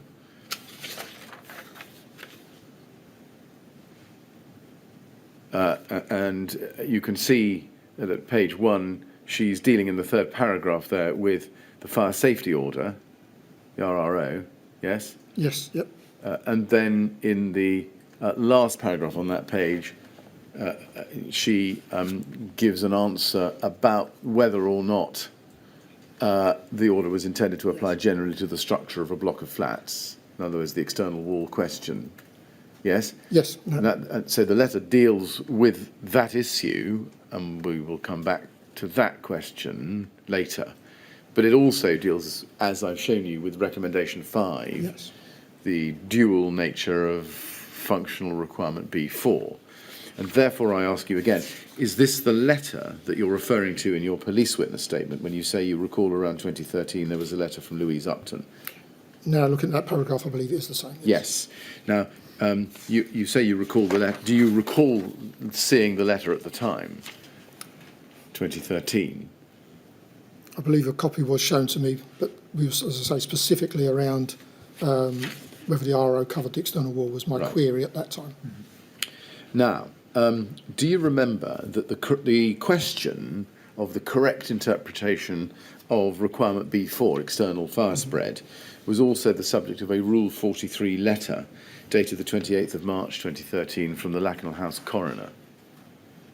Yes, I do. And it went to Eric Pickles MP, who I think was then Secretary of State for Communities and Local Government at the end of the inquests. Can we look at that? It's at CLG 50401.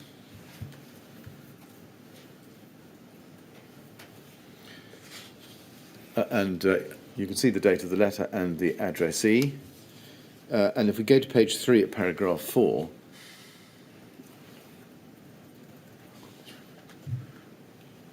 you can see that the coroner says, in the second paragraph underneath the heading Building Regulations and Approved Document B, it is recommended that your department review ADB to ensure that it, first bullet, provides clear guidance in relation to Regulation B4 of the Building Regulations with particular regard to the spread of fire over the external envelope of the building and the circumstances in which attention should be paid to whether proposed work might reduce existing fire protection, second bullet, is expressed in words and adopts a format which are intelligible to the wide range of people and bodies engaged in construction, maintenance and refurbishment of buildings, and not just to professionals who may already have a depth of knowledge of building regulations and building control matters. Third bullet provides guidance which is of assistance to those involved in maintenance or refurbishment of older housing stock, and not only those engaged in design and construction of new buildings. Have you seen this letter before? No, I don't believe I have. Were you aware at all that the DCLG had been directed by the coroner to consider specifically the clarity of approved document B4, functional requirement B4, so far as it related to fire spread over the external envelope of a building? Yes. You were? Yes. Now, let's move forward in time then. Can we please go to LFB 3032149? This takes us to Ron Dobson's further letter to Brandon Lewis MP of the 26th of September 2013. And he asks for a further response to the issues raised in his previous letter. And at the end of page 3, in the last bullet point there, we go to page 3, you can see that he repeats the coroner's recommendation regarding further guidance in relation to requirement B4 of the building regulations, particularly with regards to the spread of fire over the external envelope of the building. And if you look at the last paragraph on page 3, Ron Dobson says this: Ms. Upton provided comments in response to this recommendation with reference to the existing guidance given in the BRE publication, BR 135, Fire Performance of External Thermal Insulation for Walls of Multi-Storey Buildings. However, you will be aware that this is a subject that the coroner addressed very fully during the inquest and was one of the specific issues detailed in the Rule 43 recommendation issued to DCLG. In DCLG's response to the coroner's recommendations, there is confirmation that research work had been commissioned, which would feed into a future review of this part of the building regulations.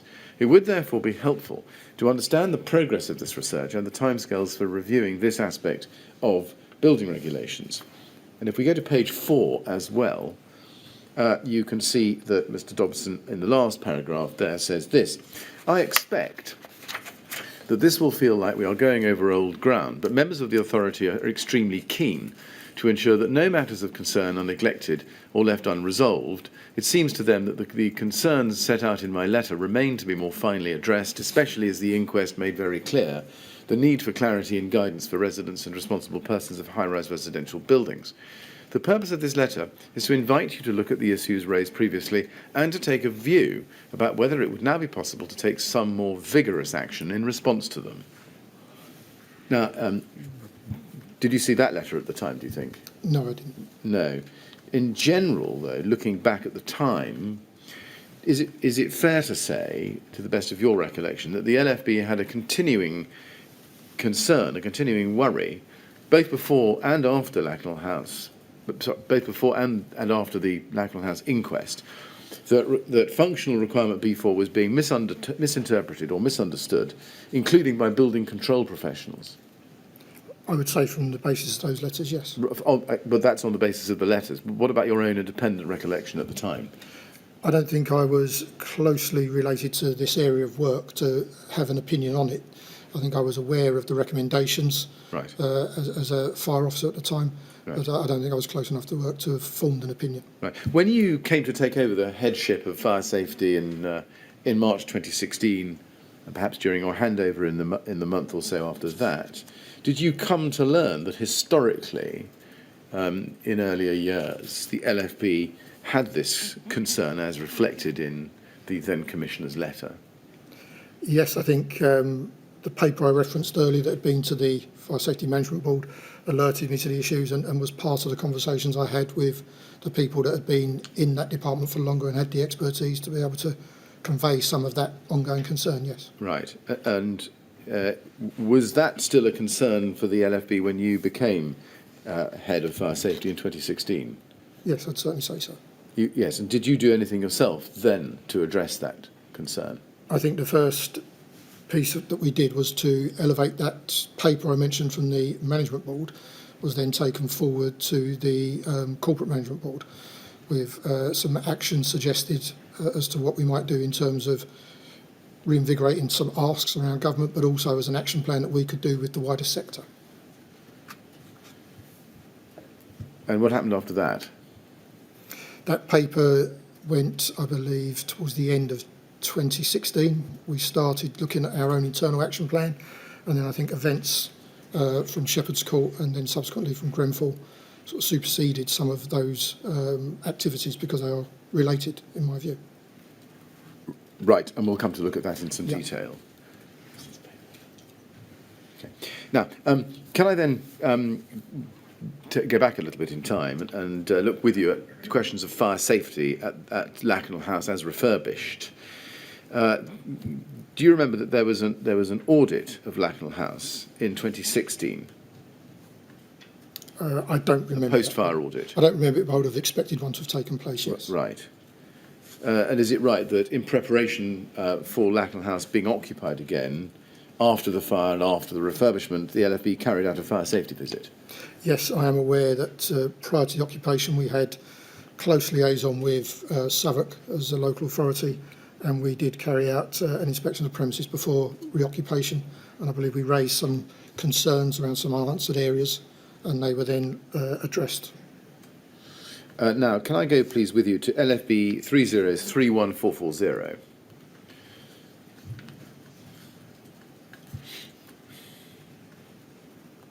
This is a briefing note, I think it's fair to call it that, or a report at least, dated the 18th of November 2016, and it's entitled Fire Safety Visit to Lakenhall House Post-Refurbishment, and it's a brief for the Commissioner and Directors, and the author is you.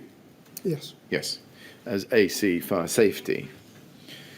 Do you recall drafting this note? It would have been drafted on my behalf, but yes, I do recall it, and Ray deciding that the issues that had come to our attention from that inspection needed to be cited to the corporate management board. Yes. And if you look at the heading in the part just underneath the line above the heading Lakenhall House Background to Refurbishment, there is then a second paragraph in that section that says this: Lakenhall House has now undergone a refurbishment following the fire. Southwark Council, who own the building, are also the approving building control body. Southwark Council have decided to restore Lakenhall to predominantly its original 1959 design. Building regulations allow for this if conditions are not worsened, quotes unquote, by any refurbishment. Are you able to explain why the LFB decided to carry out a fire safety visit at that time? I think we were invited to do so. There'd been ongoing liaison with Southwark Council. We had a good relationship with the individual that managed their fire safety across their stock at the time, and I think that was part of some of the assurance that they were seeking before reoccupying, understandably. So I think. I see. And what was the purpose of recording the findings of that fire safety visit in this note for the Commissioner and Directors? Because I think there were elements that we found that were not satisfactory, and I think there was some disappointment that some of the recommendations from the coroner had not been taken forward, particularly around sprinklers. And if we go to page 4 of this note, you can see that there's a heading on that page, External Facade Panels. It's the third subheading on the page. Yes. And under it, you comment on compliance with functional requirement B4. And from the first paragraph of that section, you can see that the note says this: at the lounge/kitchen level, the assembly of the external walls is such that we are satisfied that both means of escape and external fire spread are compliant with guidance. There appears to be FR construction in accordance with the current guidance, BS 9991, and a Class 0 surface spread of flame. The balcony balustrade has also been improved by the inclusion of solid steel plates, which would also aid means of escape in the event of smoke emitting at the lower level. And then you go on. At the bedroom level, the external wall appears to be constructed of an aluminium window frame, and the panels below are formed of a 28mm Trespa Meteon FR panel, While a Class 0 finish is provided, we are unclear how this panel has been viewed in terms of ADB B4 12.5 to 12.7 relating to the materials within this product. The panel is not classified as being of limited combustibility as expected by ADB above, and the product scope and summary of certificate states for resistance to fire, the performance of a wall incorporating the cladding system can only be determined from tests performed at a suitable accredited laboratory and is not covered by the certificate. Further clarification on how this is deemed to meet B4 functional requirements should be sought from Southwark Building Control. Now, standing back from the technical detail in that for a moment, this note suggests that the LFB have made inquiries about the materials used in the facade in order to comment on the classification of the external wall panels. Would that be right? It would, yes, and I think it was the areas of attention here and why it was escalated is because they were areas of concern in the immediate aftermath of the Lacanau fire. Yes, and would you agree, just on the face of it, that the information has been analysed in the light of functional requirement B4? It has, yes. And you clearly had questions for Southwark's Building Control about Yes. it. Now, we've already touched briefly on the comments that you made in your witness statement and earlier comments about the question of whether external walls of blocks of flats are or are not within the scope of the LFB's statutory enforcement obligations under the, well, within the scope of the RRO and therefore within the scope of the LFB's enforcement obligations under it. Does it follow that this type of analysis, this question of whether the external walls are compliant, whether they do or do not resist fire to the relevant standard, etc., does it follow that that's not something that the LFB would ordinarily expect its FSIOs, its inspecting officers, to carry out during a fire safety audit? No, it's not something we ordinarily would do, but I think this follows back to your original earlier question to me about if there is a known hazard, is it something you'd expect us to take into account? Yes. Clearly this would have been an issue at the original fire, and therefore it was something that was attention was paid to and questions were asked. It doesn't necessarily follow that it then would have meant that it was an area that we could have enforced upon at this point, had there not been compliance. Right. So, two things, I think. First of all, do I take it from that the reason why this close analysis of approved document B, and particularly 12.5 to 12.7, questions of limited combustibility, questions of reaction to fire, were asked was because, or were looked at, was because of the incident itself, rather than a general approach to the compliance questions? Yes, no, I think that's right. fair. Does it follow that you wouldn't or didn't train your FSIOs, your inspecting officers, to identify the type of construction materials used to try to see whether or not they were or were not compliant? Whether we train them or not, it's not a simple process of looking at a material and determining whether it's compliant. I think that the routes to proving compliance are complex and difficult, and are not something that can be done as a visual. I think that's been borne out by the work we've done since the Grenfell Tower fire, looking at the built environment more generally and the complexity and nature of proving compliance of external wall systems nationally. What depth of analysis was undertaken? What kind of testing, inspection was undertaken in order to be able to produce the opinion in that second paragraph there? Because I think the visit was undertaken, as I say, as a joint activity to support the work that Southwark had done. Right. And I think additional information was shared with us as part of that, because it was an area of concern. So because the information was shared, it was something that we were able to comment on. Right.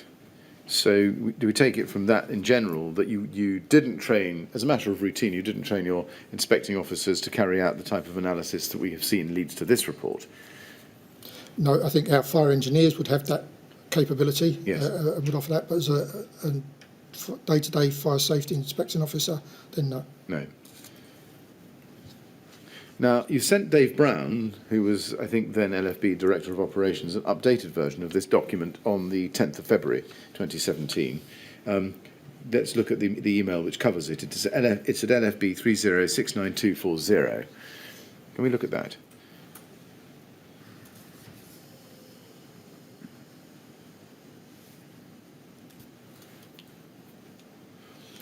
It's an email from you to Dave Brown, 10th of February 2017, Lacknell briefing note.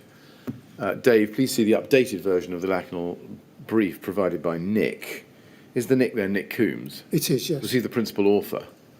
He is, yes. Right. He was. If we look at the updated note itself, we'll find it at LFB 30031574. It's dated the 1st of February 2017, although in fact it says 16, but if we go to page 2, we can see the date. Yeah. At the foot of page 2. In fact, I'm wrong, it's page 3, forgive me. Let's just get it right. You can see that the timeline runs over to January 2017. And if we go to the top of page 1, we can see that this bears the date 1st of February 2016, but that must be wrong. It must be 2017, wasn't it? Yes. Yes. If we look at page 3 again, please, and see the same paragraphs under the same heading, we can, well, again, sorry, it's jumping around a little bit. If we can go to the bottom of page 2 and over to page 3, bottom of page 2, we can see, again, there's the heading external facade panels, and on page 3, under the heading action, there's a yellow highlighted section which has been added to the previous draft. I just want to ask you about that. It reads as follows. On the site visit of the 24th of January 2017, the construction of the panels was demonstrated and full specification was received. A sample inspection of flats was carried out to ensure compliance. We're now satisfied that the panels meet the requirements of B4, and we also have written confirmation from Southwark Building Control substantiating this. No further action required. Can you recall how the construction of the panels was demonstrated? No, so I wouldn't have attended the site visit. That would have been an officer with a technical competency to be able to make that assessment. Right. It says an inspection was carried out to ensure compliance. Do you know whether that was possible by way of visual inspection, where sufficient information had been provided, or whether it was destructive in some way? I don't believe it was destructive. I think it may have been a provision of a sample that not that hadn't been taken from the building, but a sample of the same materials, and the technical specification, is my understanding, was supplied and analysed. I follow. Do you know who made the decision that the panels complied? No, I don't. Would you accept that that this treatment of Lacknell House tells us or shows us that when the LFB insists on making sure that a building is compliant with approved document B, and particularly functional requirement B4, or indeed any other aspect of the building regulations for that matter, it has the authority and the expertise to do so? I think we have the expertise. Whether we have the authority to do so is another question, because it's an area that, until we get the clarifications published in the new Fire Safety Act, whether we can take action on that.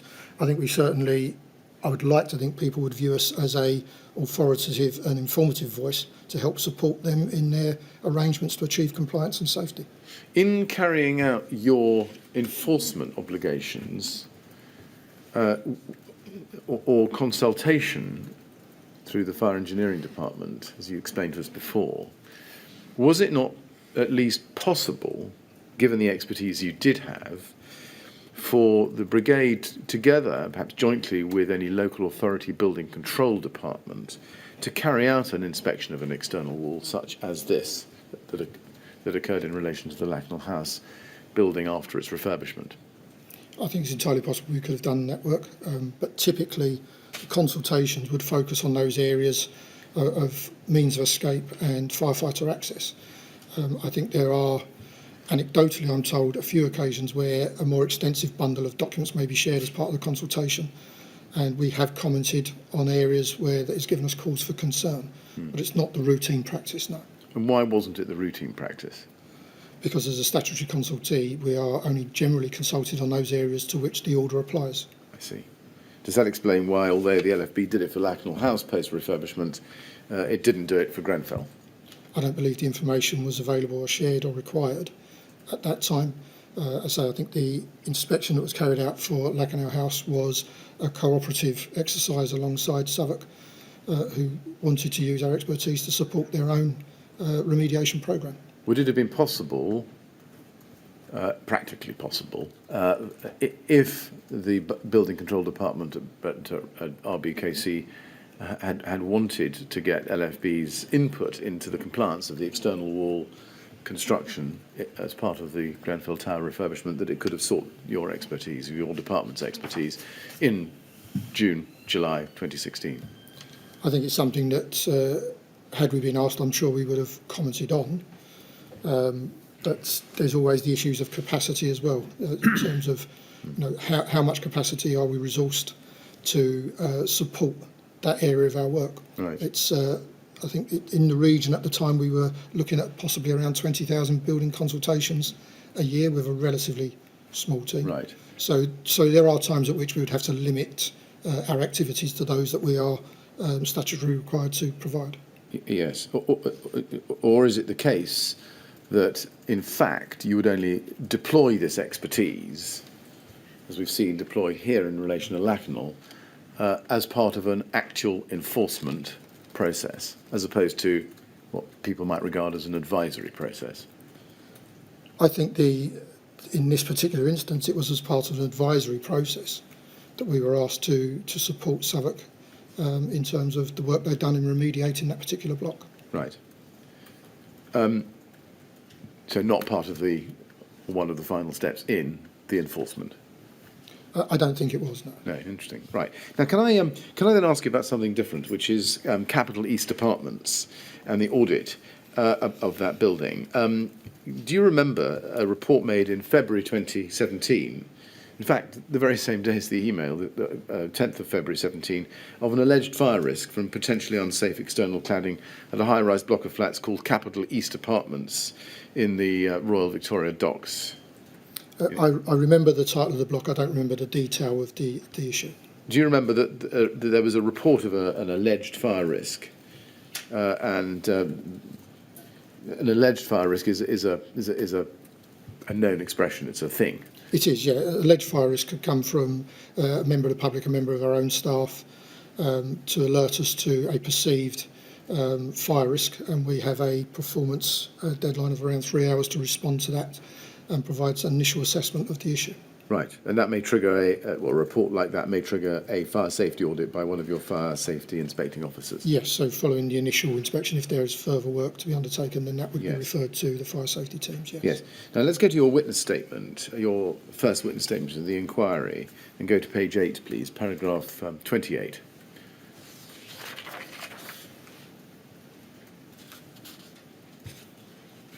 You say in paragraph 28, in addition, some audits may be reactive, such as post-incident audits, alleged fire risks, or response to a prohibition notice.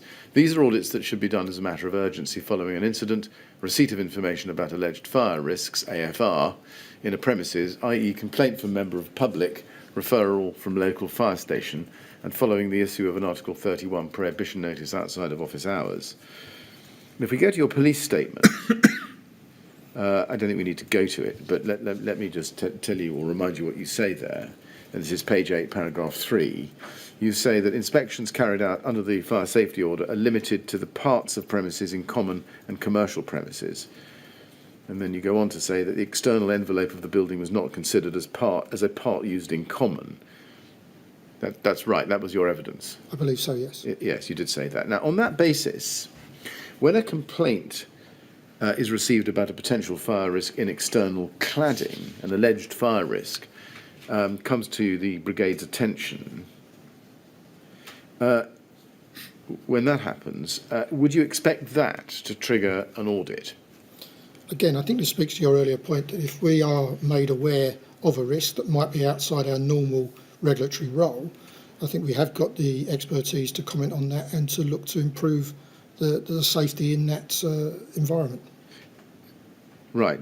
So do I take it from that even though, let it be assumed, the external envelope of a building is outside the scope of the statutory audit under the RRO. Nonetheless, an audit in response to an alleged fire risk would take place. Yes, and I think what we would seek to do is, if we don't have the statutory duties, we work with partners through the local authority, through their powers under the Housing Act and so on, to try and improve that situation. Right. Now, in the case of the Capital East Apartments, do you remember that a complaint was received, in fact, from an LFB officer acting in a personal capacity about his own flat? I do recall we had an officer that lived there, yes. Let's look at the email chain for that. It's at LFB 00120943.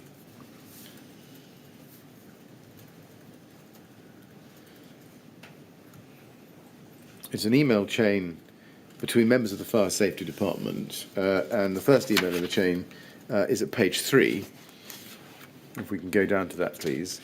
You can see that it comes from a Mark Hazelton, dated the 10th of February 2017, to Raymond Goodman, copy to Angie Jack. Subject: risk of fire spread identified in FRA Capital East Apartments E16 Newham. Hi Ray. As discussed, here's the risk assessment and mail trail re the missing cladding stroke fire stopping at the Capital East Development Phase 1. He gives the address. The mails mainly relates to my block, itself called Capital East, and then he gives his address. However, the risk assessment details a number of issues across the estate, including exposed insulation, missing cladding, holes through compartmentation, and inappropriate storage of combustibles. I want to raise this formally as a risk to residents as a member of the public. Were you aware of this complaint from Mr. Hazelton, in fact, group manager Mark Hazelton? I was aware, but I'm not sure at what point I became aware. Right. Do you remember how you became aware? I think I had a conversation with Mr. Hazelton himself. Right. He worked in my department. He was a member of the community safety team, but he was also one of our senior fire safety officers. Right. Did you yourself have any involvement in the investigation into his complaint? No. If we go to the very foot of page 2 in this email chain, you can see that Angie Jack sends an email to Daniel Egan, copying in Ian Bailey, Lindsay Seal and Raymond Goodman, same subject. And if we go to page 3, this is the 13th of February 2017, as you would have seen, and in the second email from the bottom of the chain, he says, Danny, can you arrange for an urgent audit which should pay specific attention to the potential risk of fire spread as highlighted? A report back to me, please, me and Lindsay, please. I'm not sure there'll be much we can do other than to require remedial work by the owners, and the external wall issue is one that is up for a degree of debate and on which we are seeking council's advice, but we do need to investigate.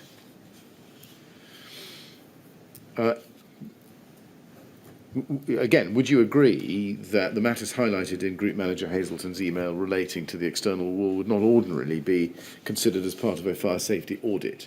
No, I would agree. Yes. And I think the point made by Mr. Jack is this was occurring at the same time as we were asking questions of council about the extent of the RRO as it related to the external wall in regards to the Shepherd's Court fire and the letter that we were drafting to local authorities at the time.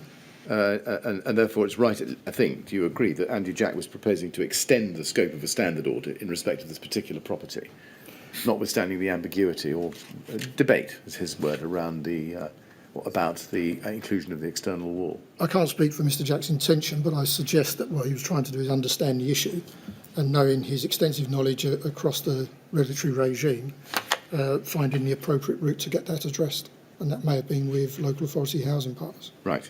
Now, if we go to the last email in the chain and on page 1 at the top of the page, you see it's from Inspecting Officer Paul Heptinstall to Daniel Egan, 14th of February 2017, copy to Lindsay Seal, Andy Jack, Ian Bailey and Jason Wood.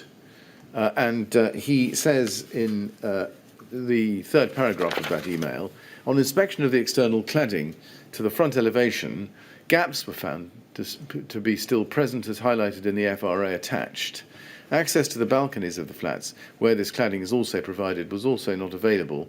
These areas would not come within the remit of the RRO during the course of a normal inspection. This type of cladding detail is on numerous blocks on both Capital East site map attached and Capital West sites. And then at paragraph 5 he says, the cladding consists of a composite granite type material which appears to have limited combustibility, which is secured to a galvanised metal frame. A layer of foil covered condensed insulation slab then abuts the external face of the flat walls. As fire safety inspecting officer, would Paul Heptonstall have been trained to inspect external cladding such as this? I don't know the level at which Mr. Heptonstall is trained. He may have qualifications beyond level 4, but I don't know personally. Do you know how Mr. Heptonstall would have been able to make a judgment about the combustibility, in this case limited combustibility, of the cladding material? No, the information I have is pretty much what you've read there. Are the conclusions that Mr. Heptonstall reaches that the cladding consists of a composite granite type material and that this appeared to be of limited combustibility, conclusions which could safely be reached from a visual inspection? As I say, I don't know how he's come to that conclusion, so I can't really comment on that. No, okay. Now, you don't know whether he looked at supplier data or manufacturer's data? No, I don't. Or plans of the building? No. If we go to LFB 00120857, this is an email the same day.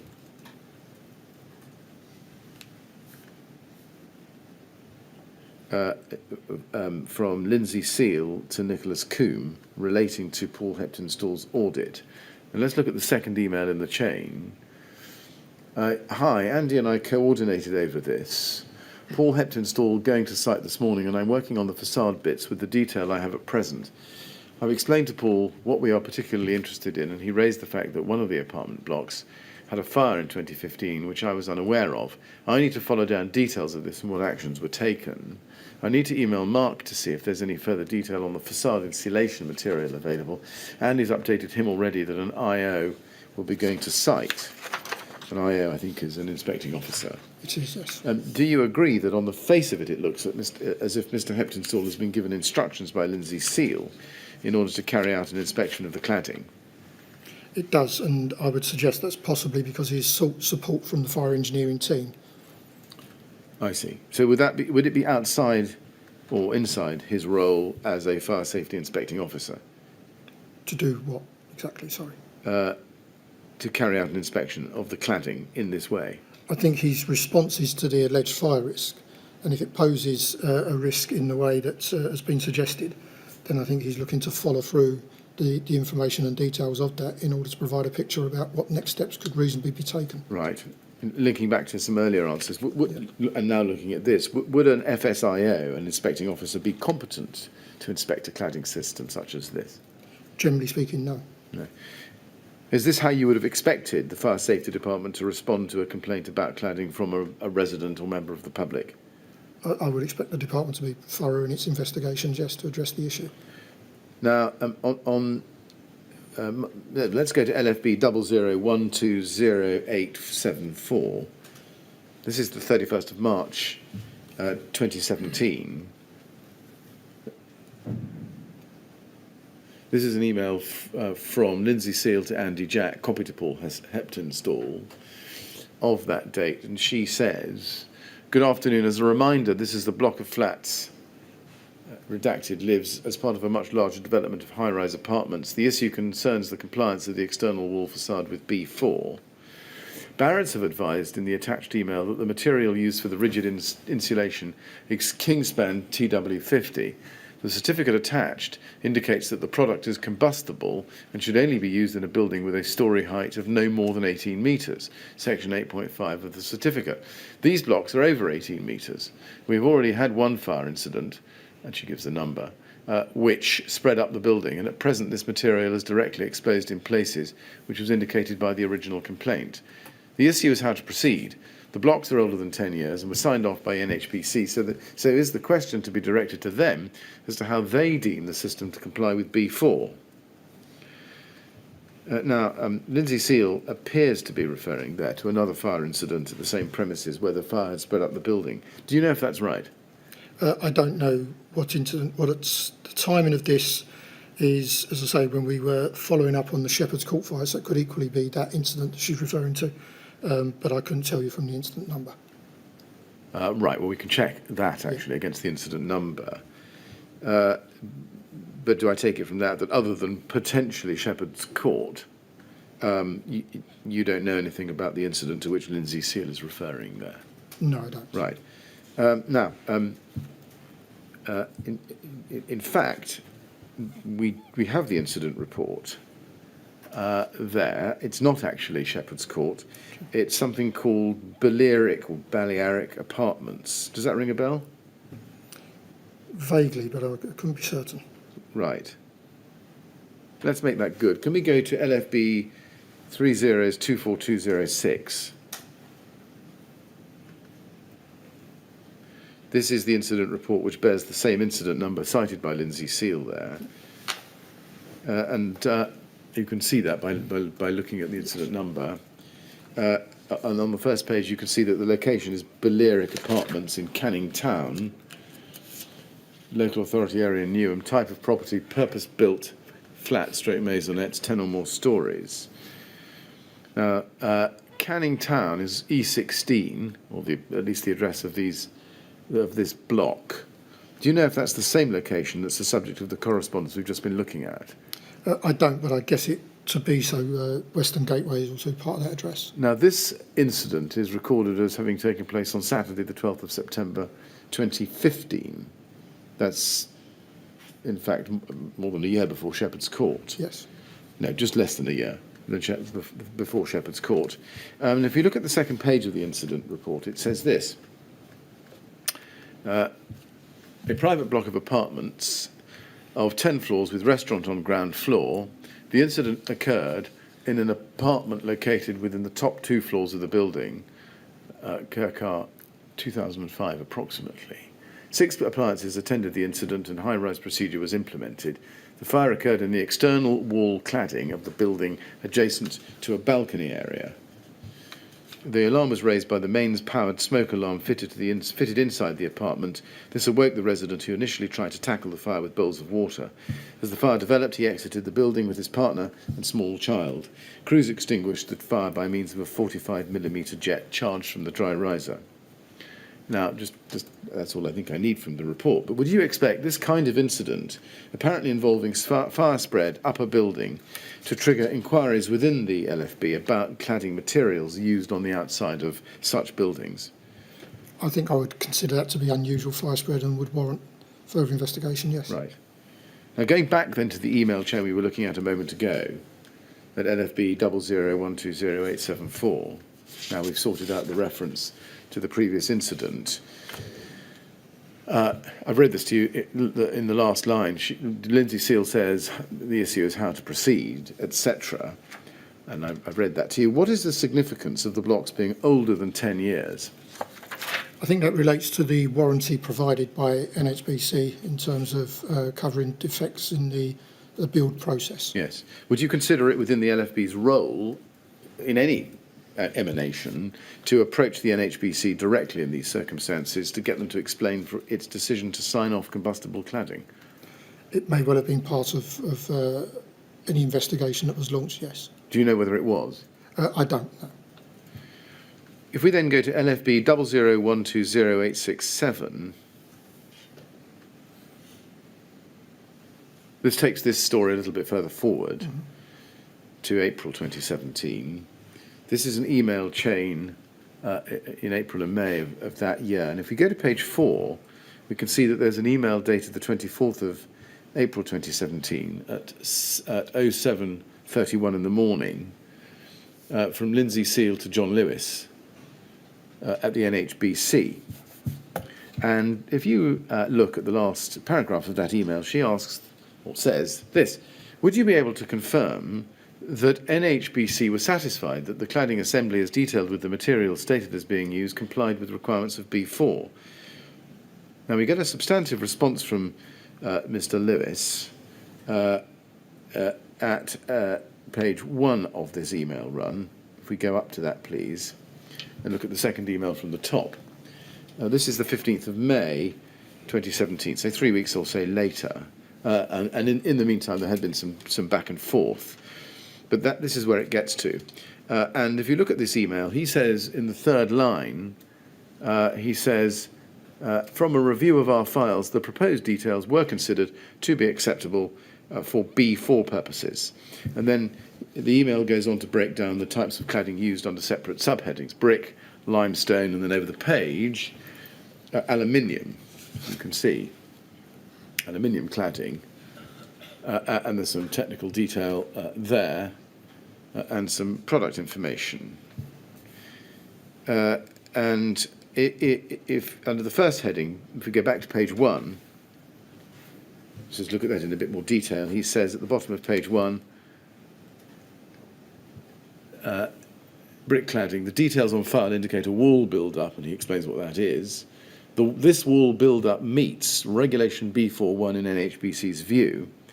And then if you look at the next heading, limestone cladding, and over the page, to the top of page 2, the details on file indicate a wall build-up, and then he gives more technical detail there. And again says this wall build-up meets Regulation B41 in NHBC's view. And then under the third subheading, aluminium cladding, which I've shown you on that page, in the second paragraph, having given some technical detail, he says, NHBC has recently seen specialist justifications in line with BCA GN18 option 3 for similar constructions, and given that these areas are relatively small and localised, is of the view that Regulation B41 is met.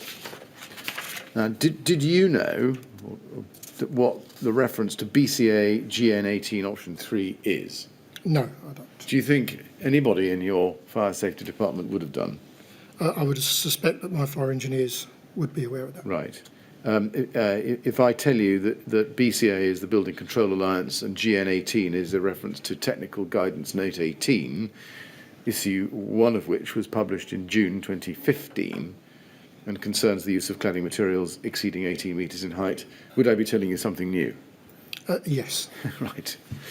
And therefore you would be fascinated to discover that option 3 within that document is the use of a desktop study. Had you heard of desktop studies at this time?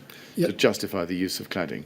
So I'd certainly become familiar with the term, or yes, desktop studies. Yes. That's the short answer. Did the LFB have a view about the reliability of desktop studies as part of a building experience about performance of cladding in fire? I think we, and I can't remember at what point, but we certainly talked about compliance in lieu of testing, was another name for desktops, and the requirement that Right. people making those assessments would need to be fully competent to be able to do so. And I think there was some concern that at times people without the level of technical knowledge and competence were making those assessments and those judgments without necessarily the technical background to be able to do that. So they had their place, I think, is what we determined, but as long as they were supported by robust testing and competency to make the assessment. Right. We may need to come back to that in due course, but the people without the level of competence making those assessments, were they people in industry or were they professionals, do you remember? I don't think we made the distinction. I think it was just a general conversation. Now, there's a reference here to NHBC having recently seen specialist justifications. Did you understand that the NHBC meant that they didn't have explicit confirmation that this construction does actually comply with approved document B? No, I wouldn't have understood that. Right. Now, Mr. Lewis refers to the areas of aluminium cladding being relatively small and localised. In your experience, both in operations and in the fire safety department, would you consider that the use of combustible material in relatively small and localised areas of a facade could still create the risk of uncontrolled external fire spread? I think we have, during the time since the Grenfell Tower fire, talked about the fact that the relationship of flammable external envelope of a building in relation to openings into the building and escape routes poses a much greater risk.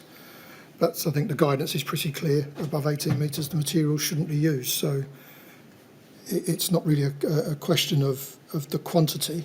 The Right. guidance is clear. And could such a risk of localised fire spread still amount to an operational risk that local crews should know about when attending an incident? I think I would qualify this as unusual fire spread and therefore would warrant the investigation that we mentioned earlier.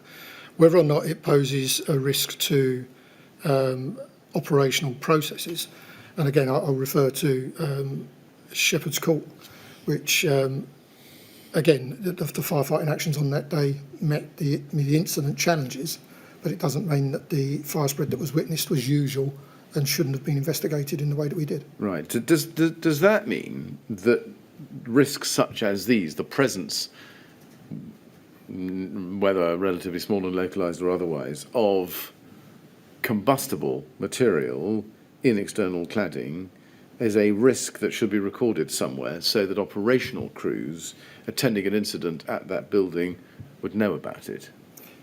I think if the risk is significant and the risk is has the potential to impact on operational tactics and priorities, then yes. Who would judge whether a risk was significant in the way you've identified in order to justify or in order to record the presence of the risk so that operational crews would find out about it?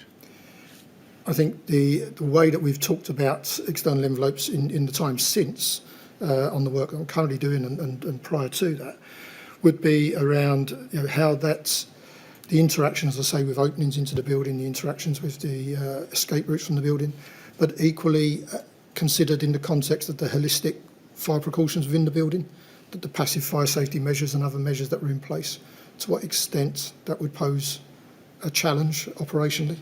And where would one expect to find that information? Would that be on the ORD or on Faranor? So in terms of if there was an audit record, then the audit record would consider facilities in the building. If there was a risk, then it would be on the operational risk database. Right. Now, for this building, where the NHBC has given its opinion, would these details be put onto Faranor? Not necessarily. If there was a record, if there was a building that was audited, then that's that audit record would capture these conversations as part of that. Whether it was something that ended up on the audit system would be a consideration in terms of the operational risk. Right. As a matter of ordinary course, would you expect an audit that was triggered by an alleged fire risk, an AFR, find its way onto the Faranor database? Not necessarily. I think if a full audit is then conducted, then yes, because the audit in itself will generate a record for the Faranor system.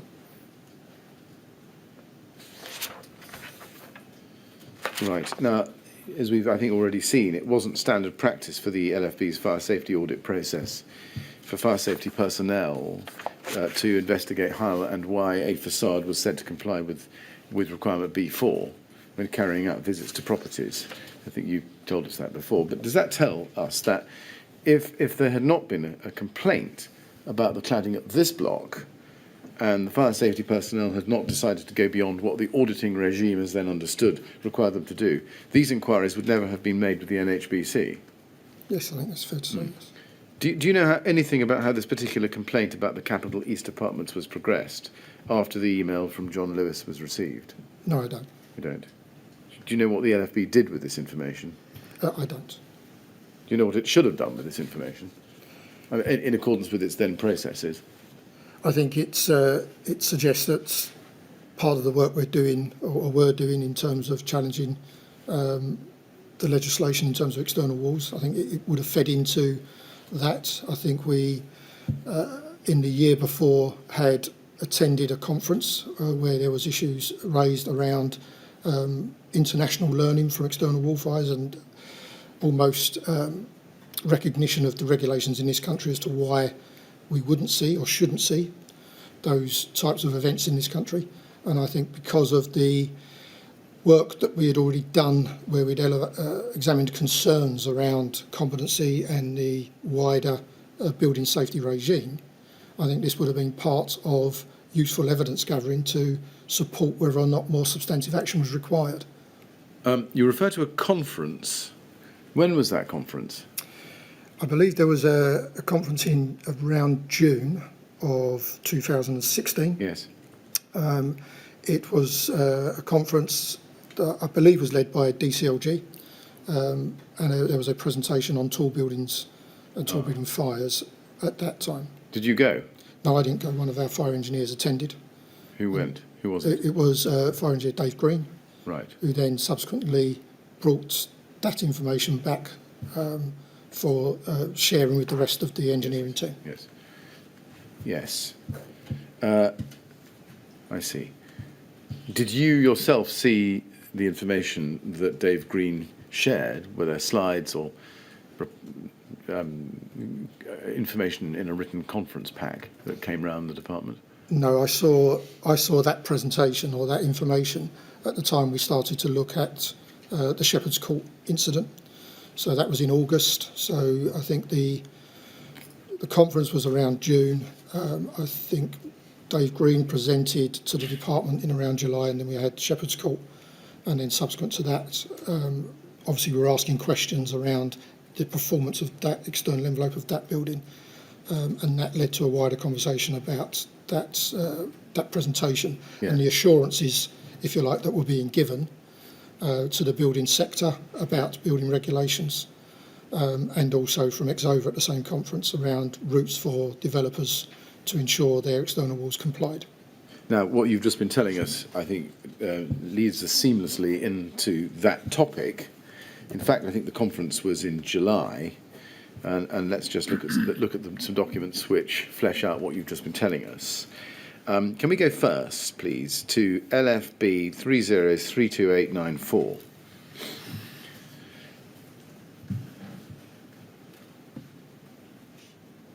This is a slideshow or presentation entitled Tall Building, entitled, and you can see FELO, Fire Engineering Liaison Officer Network Day 9, 13th of July 2016.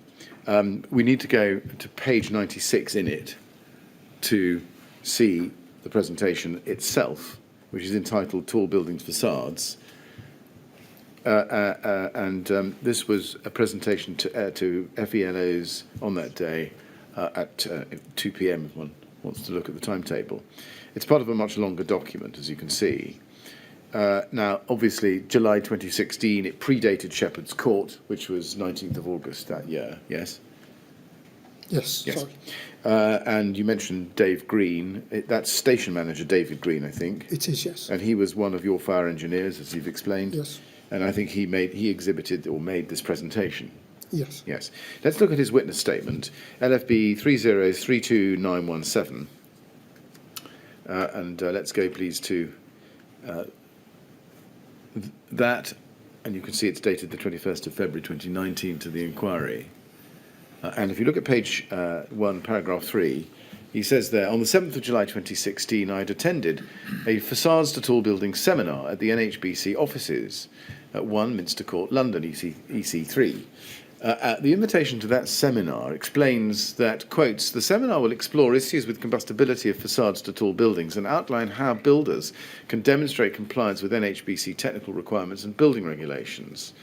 Delegates will be able to hear from industry experts and NHBC technical staff on the regulatory framework and best practice approaches featured in industry guidance. And then he goes on to exhibit a copy of the agenda to the seminar. In paragraph 4, he refers to the speakers and the subjects covered at the seminar.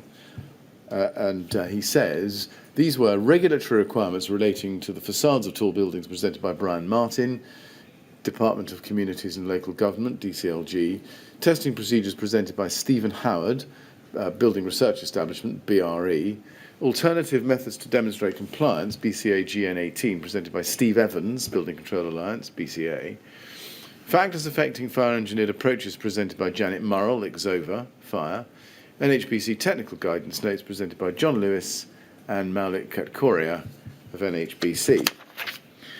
Now, Mr. Green has exhibited those individual presentations to his witness statement. Mm-hmm. And he also explains in paragraph 4, in the last sentence there, that he shared those presentations via email along with a copy of the BCA Technical Guidance Note 18 that I referred you to earlier with my colleagues in Fire Engineering Group, and exhibits a copy of the email, which I don't think we need to see. If in paragraph 5 he says this, on or around the 8th of July 2016, I was asked by my line manager Lindsay Seal, joint head of Fire Engineering Group, if I could put together a 30-minute presentation for delivery to the Fire Engineering Liaison Officers Fellow, or FELO, Network Day on the 13th of July 2016. And then in paragraph 6 he says, as this was at short notice, I suggested tall building facades as the subject matter, as I had the resources to hand, as described above, to formulate a presentation in the time available. And then he goes on to say this. The purpose of the presentation was to cascade elements of the learning I'd received at the NHBC seminar to FELOs. Specifically, the methods of demonstrating compliance with the building regulations that were currently accepted by building control bodies, particularly the content of Building Control Alliance document BCA Technical Guidance Note 18, use of combustible cladding materials on buildings exceeding 18 metres in height. In particular, over the page, how these methods were designed to meet requirement B41 of Schedule 1 of the Building Regulations 2010, which requires that, quote, the external walls of the building shall adequately resist the spread of fire over the walls, having regard to the height, use and position of the building. It was agreed that that cascade of the learning I'd received at the NHBC seminar would be suitable subject matter for the intended audience. In my experience, it was rare at that time that information pertaining to external facades were ever incorporated into consultation packages submitted to LFB by building control bodies, BCB. However, it was agreed that an understanding of the current position of BCBs and the wider industry in determining appropriate means of meeting building regulations requirements was relevant CPD for FELOs. And then he exhibits a copy of the presentation from the FELO network, and then goes on at paragraph 10 to say that he was the author of the Tall Buildings Facades presentation, and he had handwritten prompts. Now, I've shown you quite a lot of that because quite a lot of that matters, but just taking it in stages. In July 2016, you were head of fire safety, yes, as we know. Do you agree with what David Green has written in his statement and which I have read to you? Yes. Yes. Did you see this presentation in advance of the FELO Network Day on the 13th of July 2016? No. Now, the content of the presentation was considered in some detail at phase 1, but if we look at page 98 of the handout, it's LFB 3032894, again, page 98. We go there, you can see 3 images of fires in high-rise buildings, entitled on the left, Grozny, the middle one, the address Dubai, and one on the right, Tamweel Tower, Dubai. And on page 99, we have others. We have Shanghai and Baku, Azerbaijan, 2015, 15 dead. And then if you go to page 100, Basingstoke, Garnet Court, Glasgow, 1999. And page 101, with the title External Fire Spread, we have some text which is quite familiar to many. The text on the right side says 4 bullet points. 1, fires allowed to develop may flash over and break out through windows. Flames spread up over or through the cladding. Flames can extend over 2 meters above window opening regardless of cladding. If fire re-enters the building, secondary fires may then develop. And on the left of the text is a diagram that shows fire spreading up a building. And that is, or may be familiar to you from BR 135. But above the left-hand side of the building, there's a red box.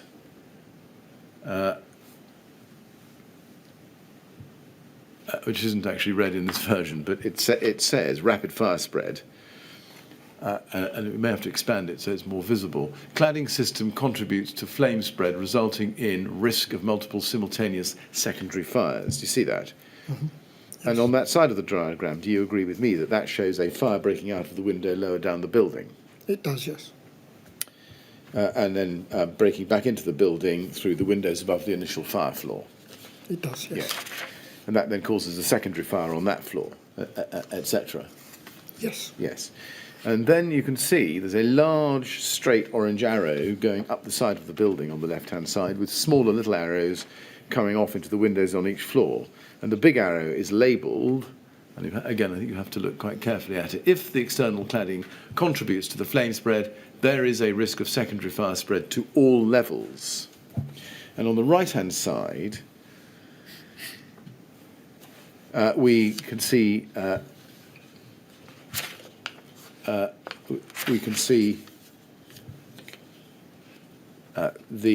right-hand side, we see the same escape of fire from the window to the facade, and there's a top right-hand corner, some wording with the text, restricted fire spread, cladding system does not contribute to flame spread, risk of secondary fires limited. Now, first of all, I assume that you saw this document at the time, 13th of July 2016. No, I didn't see it at the time, as I think I first became more aware of this around the time we were looking at the issues from Shepherd's Court.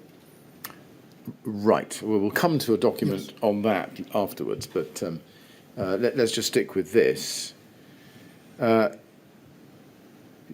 This diagram is depicting, do you agree with me, a scenario of a fire spreading vertically through a cladding system in a high-rise building, affecting each floor as it goes? Yes, it does. Yeah. And where the cladding itself is on fire or affected by fire? Yes. Yes.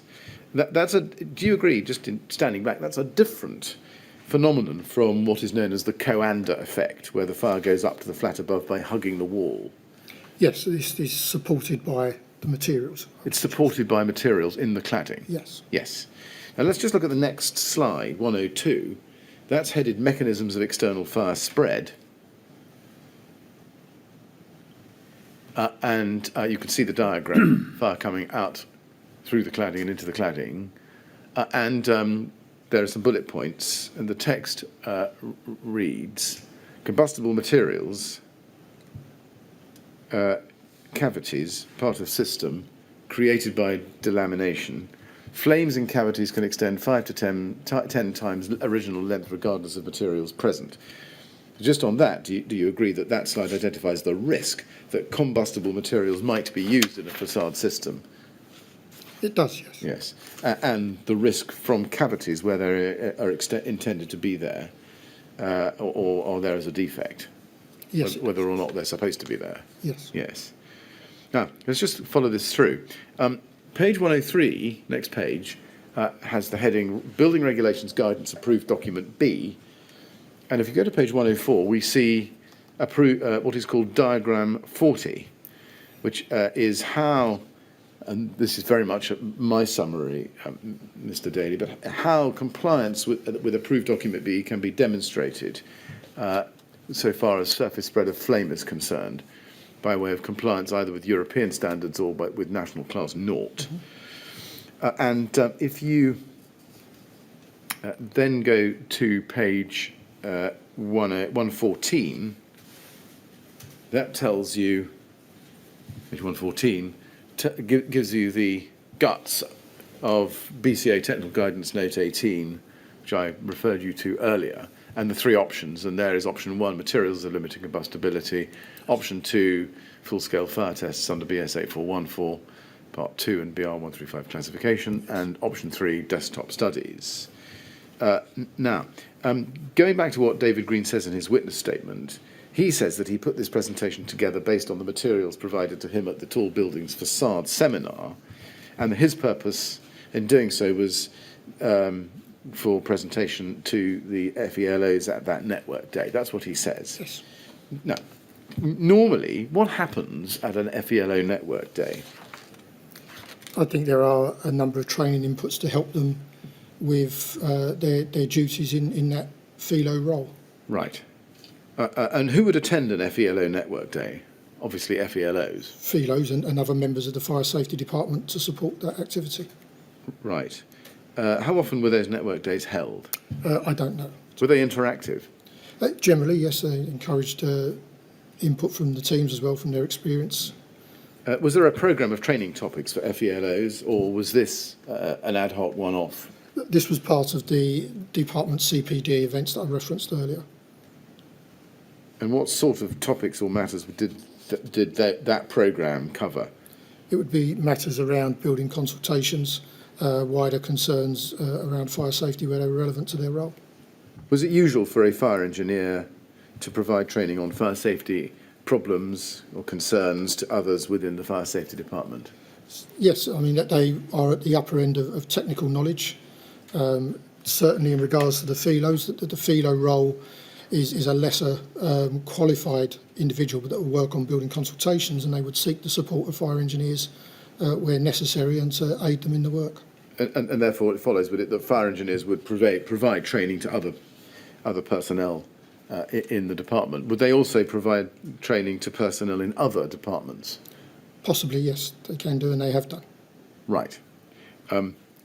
Possibly yes. And can I come back to that answer perhaps after the break? Yes.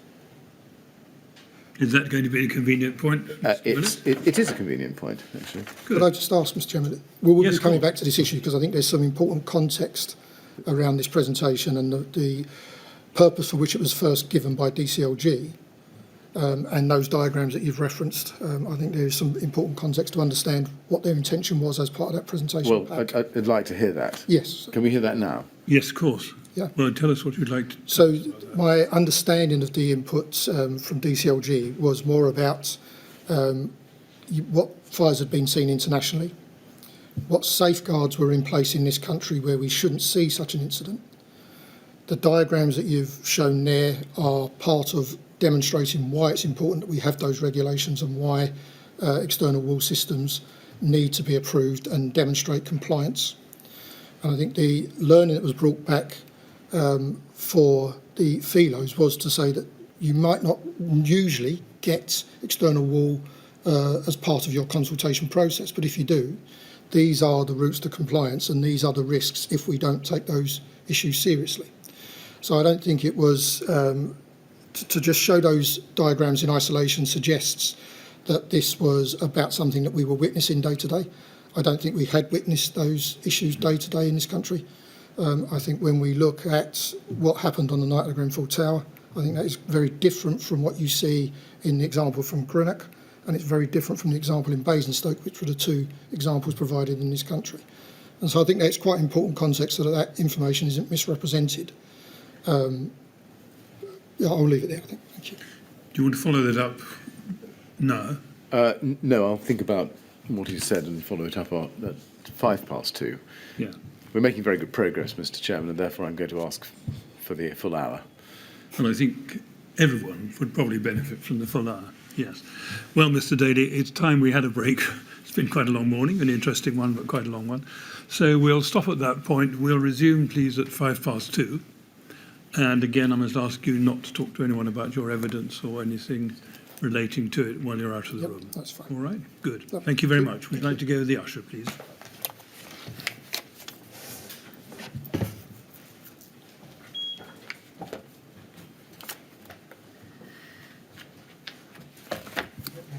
Thank you. 2:05, please.